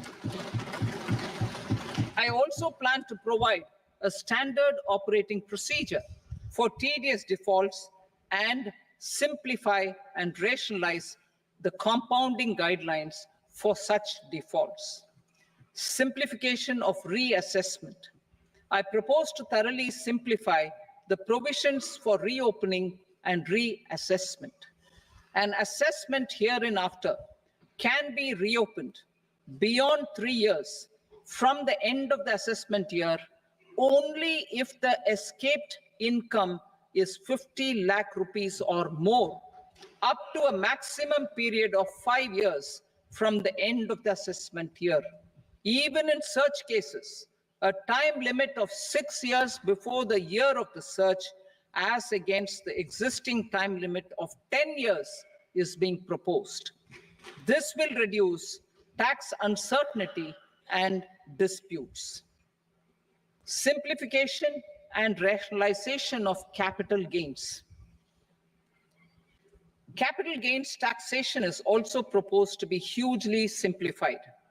Short-term gains on certain financial assets shall henceforth attract a tax rate of 20%, while that on all other financial assets and all non-financial assets shall continue to attract the applicable tax rate. Long-term gains on all financial and non-financial assets, on the other hand, will attract a tax rate of 12.5%. For the benefit of the lower and the middle income classes, I propose to increase the limit of exemption of capital gains on certain financial assets to 1.25 lakh rupees per year. Listed financial assets held for more than a year will be classified as long-term, while unlisted financial assets and all non-financial assets will have to be held for at least 2 years to be classified as long-term. Unlisted bonds and debentures, debt mutual funds, and market-linked debentures, irrespective of holding period, however, will attract tax on capital gains at applicable rates. Taxpayer services. All the major taxpayer services under GST and most services under customs and income tax have been digitalized. All remaining services of customs and income tax, including rectification and order giving effect to appellate orders, shall be digitalized and made paperless over the next 2 years. Litigation and appeals. While our concerted efforts to reduce pendency of appeals at various appellate fora are beginning to show good results, it will continue to engage our highest attention. To dispose of the backlog of first appeals, I plan to deploy more officers to hear and decide such appeals, especially those with large tax effect. For resolution of certain income tax disputes pending in appeal, I am also proposing Vivad Se Vishwas Scheme 2024. Further, I propose to increase monetary limits for filing appeals related to direct taxes, excise, and service tax in the tax tribunals, high courts, and Supreme Court to 60 lakh rupees, 2 crore rupees, and 5 crore respectively, with a view to reduce litigation and provide certainty in international taxation. We will expand the scope of safe harbor rules and make them more attractive. We will also streamline the transfer pricing assessment procedure. Employment and investment. I have a few proposals to promote investment and foster employment. First of all, to bolster the Indian startup ecosystem, boost the entrepreneurial spirit, and to support innovation, I propose to abolish the so-called angel tax for all classes of investors. Second, there is tremendous potential for cruise tourism in India. To give a fillip to this employment-generating industry, I am proposing a simpler tax regime for foreign shipping companies operating domestic cruises in the country. Third, India is a world leader in the diamond cutting and polishing industry, which employs a large number of skilled workers. To further promote the development of this sector, we would provide for safe harbor rates for foreign mining companies selling raw diamonds in the country. Fourth, to attract foreign capital for our development needs, I propose to reduce the corporate tax rate on foreign companies from 40 to 35%. Deepening the tax base. I have a couple of proposals for deepening the tax base. First, security transaction tax on futures and options of securities is proposed to be increased to 0.02% and 0.1% respectively. Second, for reasons of equity, I propose to tax income received on buyback of shares in the hands of recipients. Other proposals: to improve social security benefits, deduction of expenditure by employers towards NPS is proposed to be increased from 10 to 14% of the employee's salary. Similarly, deduction of this expenditure up to 14% of salary from the income of employees in private sector, public sector banks, and undertakings opting for the new tax regime is proposed to be provided. Indian professionals working in multinationals get ESOPs and invest in social security schemes and other movable assets abroad. Non-reporting of such small foreign assets has penal consequences under the Black Money Act. Such non-reporting of movable assets up to 20 lakh rupees is proposed to be depenalized. Other major proposals in the finance bill relate to withdrawal of equalization levy of 2%, expansion of tax benefits to certain funds and entities in IFSCs, and immunity from penalty and prosecution to Benamidar on full and true disclosure so as to improve conviction under the Benami Transaction Prohibition Act 1988. Personal income tax. Coming to personal income tax rates, I have two announcements to make for those opting for the new tax regime. First, the standard deduction for salaried employees is proposed to be increased from 50,000 to 75,000 rupees.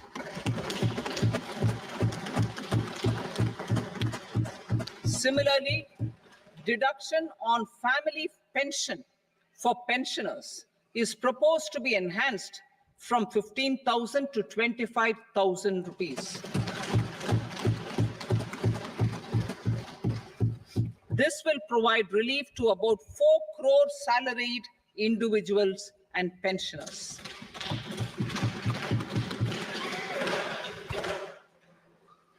Second, in the new tax regime, the tax rate structure is proposed to be revised as follows: 0 to 3 lakh rupees, nil; 3 to 7 lakh rupees, 5%; 7 to 10 lakh rupees, 10%; 10 to 12 lakh rupees, 15%; 12 to 15 lakh rupees, 20%; and above 15 lakh rupees, 30%. As a result of these changes, a salaried employee in the new tax regime stands to save up to 17,500 rupees in income tax.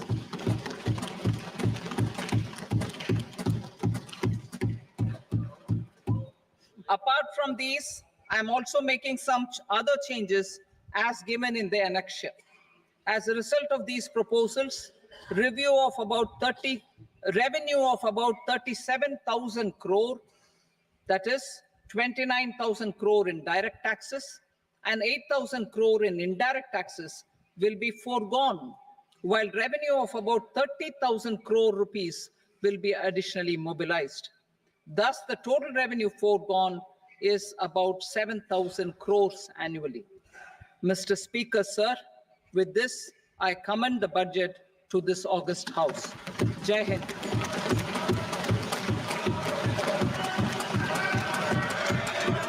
Item number 2.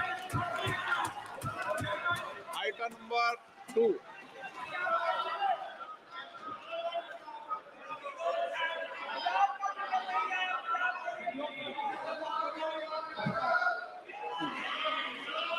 Sir, with your permission, I rise to lay on the table the following statements under Section 3 of the Fiscal Responsibility and Budget Management, FRBM Act 2003, Medium-Term Fiscal Policy cum Fiscal Policy Strategy Statement, and Macroeconomic Framework Statement. Item number 3. Sir, with your permission, I rise to move for leave to introduce the Finance number 2 Bill 2024. प्रश्न ये कि विधेयक को पुनर्स्थापित करने की अनुमति प्रदान की जाए। जो सदस्य इसके पक्ष में हाँ कहें, जो सदस्य विरोध में ना कहें। मेरे विचार में निर्णय हाँ वालों के पक्ष में अनुमति प्रदान की जाती है। माननीय मंत्री जी, अब विधेयक पुनर्स्थापित करें। Sir, I introduce the bill. Item number 4. The Union Territory of Jammu and Kashmir budget. Sir, I rise to present a statement, Hindi and English versions, of the estimated receipts and expenditure of the Union Territory of Jammu Kashmir for the year 24-25. सभा की कार्रवाई कल बुधवार दिनांक 24 जुलाई 2024 को प्राप्त 11 बजे तक के लिए स्थगित की जाती है।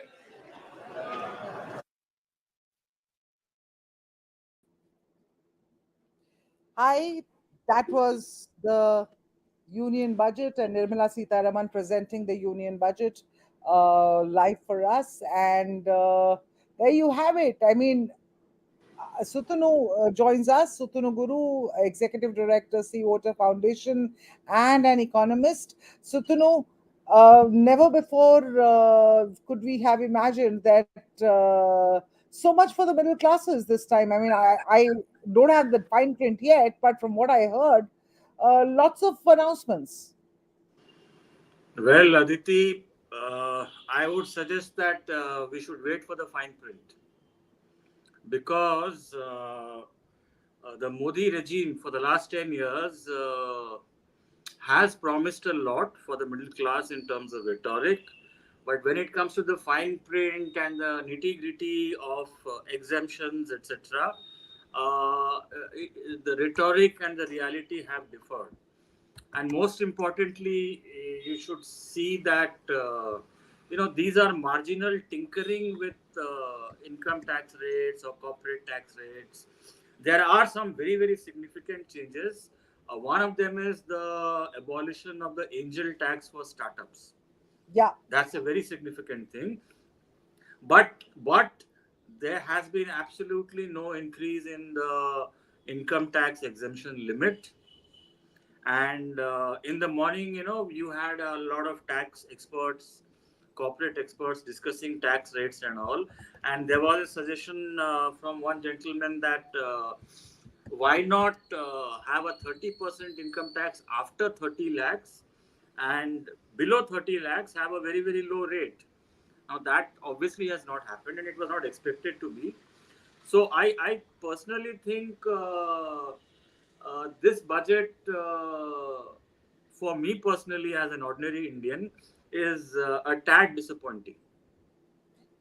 Tad disappointing. And I thought that it spoke about all the, the new slabs that she's introduced in income tax.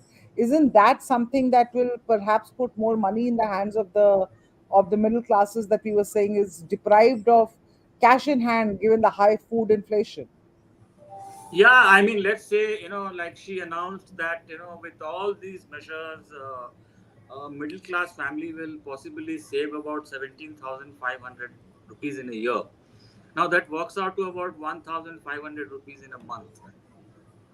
That is, for a poor family, it's a significant amount, but it will not make a very significant difference in terms of their attitudes towards consumption. 1,500 rupees a month extra is not even enough to pay an EMI for a two-wheeler. Fair point. Let me bring in Radhika Peplani, Chief Economist at DAM Capital Advisors. Radhika, your sense, your overall takeaways from Nirmala Sitharaman's budget speech? Aditi, in my case, it's a mixed sort of a budget. While all the capital gains tax and the STT revisions have been seen as negative, but the bond market has been pretty positive post the fiscal deficit number and the fiscal consolidation to 4.9% of GDP.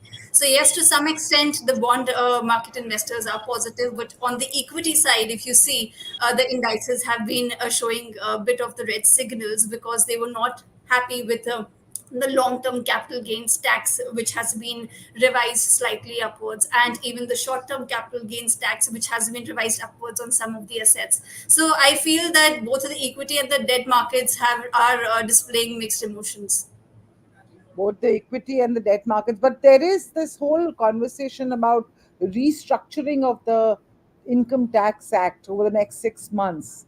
Is Sure. that going to be something that is going to bring much needed succor to the Definitely, because taxpayers? if we look at how the consumption indicators have been doing, the consumption support needed some bit of push from the government, and I think this will to some extent channelize how all of this will come out to be. But we'll have to see finer details once that comes in. The changes that have been made in the new regime, they are positive to some extent, but again we'll have to see how ultimately it gets passed down to the end consumers, because the people who they are expected to benefit, 4 lakh crore people, they are somewhere in between. They don't spend that much money, so at the end the overall economic activity, how will that at the end come into picture with the new tax regime changes that have been made, we'll have to see. A lot of push, Just Mr. to Guru add to seems. this, Yeah, it also sorry. depends on the people who opt for that regime, because it's an option based regime. So there again, even though it's an open mass where people can come and opt for it, but how many at the end end up choosing that regime is also something which needs to be seen. So a lot of confusion there. Okay, a lot of confusion there. So we'll have to wait for the fine print to come. So maybe we'll, sort of come together towards the evening and have a conversation on this. But Sutanu, I just want to talk about the focus on jobs and youth and this entire internship program. I see it going the same way as the Agniveer program, really. Well, you see, quite frankly, I think we will be discussing the jobs crisis even in the 2034 budget. Frankly, Right. because really, there are no innovative solutions coming from either state governments or the central government on, as I said earlier in the morning, skilling the Indian youth to match the kind of jobs that are coming up. A lot of tens of millions of jobs are being destroyed, and they will continue to be destroyed, but a lot of new job opportunities will come up. And that matching of skills with the new opportunities is something which I don't see happening. I understand the budget can't do that, but possibly a big policy statement of intent that over the next 5 years we will do this, or we will provide skilling opportunities and incentives to employers for 5 years, giving actual cash incentives. I have not seen that happening. So yes, there will be improvements, no doubt about it. There's no need to be cynical or pessimistic. But given India's population and the size of the labor force, which is 650 million, I don't see any structural change, in the market, which will lead to a resolution of the jobs and the disguised unemployment crisis. Okay, you don't that's one way of looking at it. That's, I think, you don't see this having any major impact in terms. But there are certain schemes she also announced for enhancing manufacturing jobs. Now that seems to be one big push. No, intentions are very fine. They are very good. But again, the problem is that the center announces a lot of schemes, incentives, ease to do business proposals. But when it comes down to the state level and the district level where the factories are actually set up, talk to any entrepreneur or any industrialist. the dozens and dozens of compliances that she or he has to take to set up a factory is enormous even today. It's more than 60 or 70. And the red tape and the corruption at the local level remains in toto. No matter what the Modi regime says, at the local level, red tape and corruption have not gone at all. And Radhika, therein the problem. So, Radhika, intentions are this great. Like take the example of Apple and PI and Foxconn. It's a rare success story for India. It's actually an enormous success story. It shows that given the right incentives, given the right decisions, India can manufacture on a global scale and become a global exporter. Today, 14% of Apple phones are manufactured in India. That was not even possible to dream of 10 years ago. So it's possible. But because of red tape at the local level, we have not seen anything of that sort happening with textiles. Sadly, the funny thing is Bangladesh ready-made garments exports are higher than India's, which is quite crazy. okay. And so, Radhika, do you share the same pessimism that Mr. Guru on our panel is showing? Do you see everything, at least in terms of job creation, remaining a constant despite all efforts? No, I think the budget actually did an excellent job in terms of promoting jobs and skillings. This is the first time we've seen an actual budget come out with a lot of details and a lot of schemes promoting jobs and skilling. And it's helpful for both the employers as well as employees, giving 1 month of No, wage. but this Skill India, all of these initiatives are not new. They've been there before also. Definitely. But if you look at the schemes that they have announced, that 1 month of wage is something that they will give to the new joinees, Yeah, and even for yeah. all the companies that are into the EPFO registry, they are giving them incentives for all the contributions that they will be making henceforth. I think this is a very positive move, and this wasn't announced before by any of the governments. So this is definitely something which I would not take away from this government in terms of how they are looking at this job problem, and they want to do something positive for this side of the sector. All right. And how about the ease of doing business? That is one big focus uh, in in Nirmala Sitharaman's address in the Parliament, or rebuttals in Parliament yesterday. Also, that was another big. Even in the economic survey, there was the ease of doing business was a big talking point. How uh, how are we have has the finance minister addressed them in this budget? So I won't say it will be an easy march towards ease of doing business, but if you look at the long-term trend, things are definitely isn't in terms of the digitalization aspects of it, and that is something which is being seen positive. So there are a couple of things, like they are promoting land and labor organizations and some form of digitalization. They're moving towards it. That is possible. If you look at the customs duty, they are reducing it on a lot of sectors, which it's positive for India from those sides. So I believe there are small steps taken from each of the sectoral perspectives as well. If we look at the electronics sector, if we look at the cigars sector, and so on and so forth, so a lot of incentives have been given through reduction of customs duty, and I feel that is definitely positive in terms of how India will be able to negotiate on a global competitive scale. Okay, and Sutanu, let me just turn the focus a little bit and talk about the allies. And it's been a coalition budget, but a lot of stops for Andhra and Bihar. One understands that this is the first coalition budget in the Modi era, and that's very visible. Well, it was inevitable, and you can't blame the Modi regime for it, because in case of Andhra Pradesh, I would definitely say that the division of Andhra into Telangana and Andhra Pradesh in 2014 has definitely been a raw deal for Andhra Pradesh. A lot of promises were made in the parliament session before the bifurcation bill was passed, and most of those promises have actually not been kept. It's been 10 years now.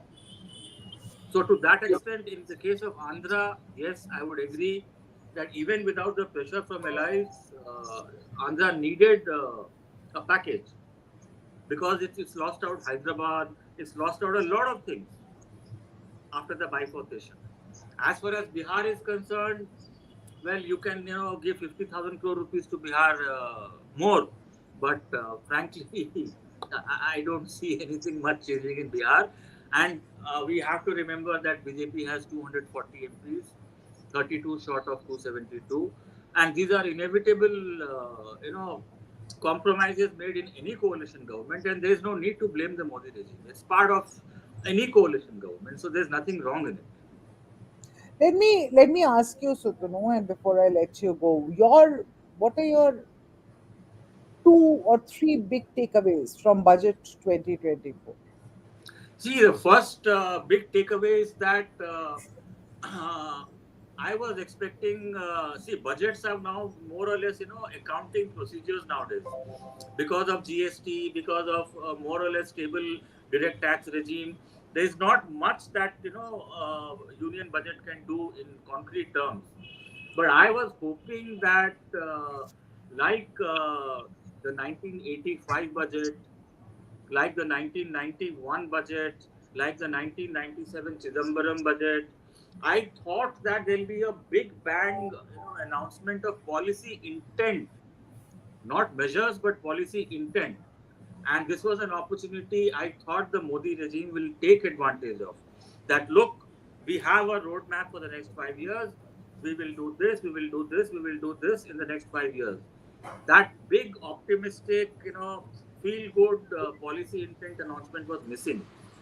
Number two, I cannot blame the central government only for this, because I'll tell you something. When we talk about creation of jobs or increase in family incomes of people, at a lower middle class level, when we talk of ease of doing business, when we talk of ease of livelihoods, the problem is our mindset, as a collective within the country. Now, DMK is a strong critique of the Modi regime. It's an ally of the India alliance, right? But about 6 months or 9 months ago, the DMK government had a wonderful proposal, because DMK, remember, Tamil Nadu, if you recall, is one of the most industrialized states of India. And a lot of manufacturing FDI goes to Tamil Nadu. And it's a very investor friendly state compared to other states in India. I know Gujarat, Maharashtra, Karnataka, Tamil Nadu. These are the 4 which are really, manufacturing investor friendly. Now the MK Stalin government announced that we will have 12-hour work shift for factory workers. Actually, the factory workers welcomed it, because like in China and Vietnam and other countries, they want to work harder and they want to earn more. And that is where the massive factories come up, because they run on 2 shifts, 12 hours each. The workers don't mind, because you can call it exploitation, call it whatever, but I have interacted with a lot of workers. They wanted that to happen because they wanted their incomes to go up. But the so-called trade unions, which are meant to protect workers, they protested so much that even the DMK government was forced to withdraw that order. So this is, a problem of mindset. Unless we change our mindsets, there will be incremental changes, because, India of 2024 is a vastly improved India compared to 2014. There can be no doubt about it. But then again, it will be incremental. It will not be the way China changed or Vietnam has changed. Got it, got it. And what about you? Uh, uh, do you also, what are your big 2 takeaways of the budget, Radhika? So for me, that the government has steadily, understood that the path to fiscal consolidation is reducing GDP as quickly as possible. And now that they had the sufficient buffers coming in from the RBI in the form of dividend. So I believe they have chosen the correct path and reduced fiscal deficit to 4.9%, and the gross of the net market borrowing also stands reduced to close to 10, 14 lakh crore, which is a positive development on the overall basis. So this is one of the most key takeaway. And the second is the thrust that they are giving to the infrastructure sector, especially for the housing. Like the housing sector has seen a couple of reforms coming in, both from say the gender perspective also, and the stamp duty reduction. Again, final details are waited. So I feel that housing sector or the infrastructure sector overall, along with reducing of fiscal deficit, is pretty good. From the budget perspective. All right. Thank you so much. I think that's interesting. Now let the fine print come, and we'll, of course, dive in again at a later part in the day to understand how and how these budget initiatives are panning out, and what all has the finance minister been able to accomplish, not just for the middle class, of course, but also for, as Modi pointed out, that this is going to be the budget for Viksit Bharat, and will lay out the groundwork for the next 5 years. So let's all get cracking, looking at the fine print, and we'll reassemble in a short while from now. Thank you, viewers, for watching this broadcast. Stay tuned to Times of India.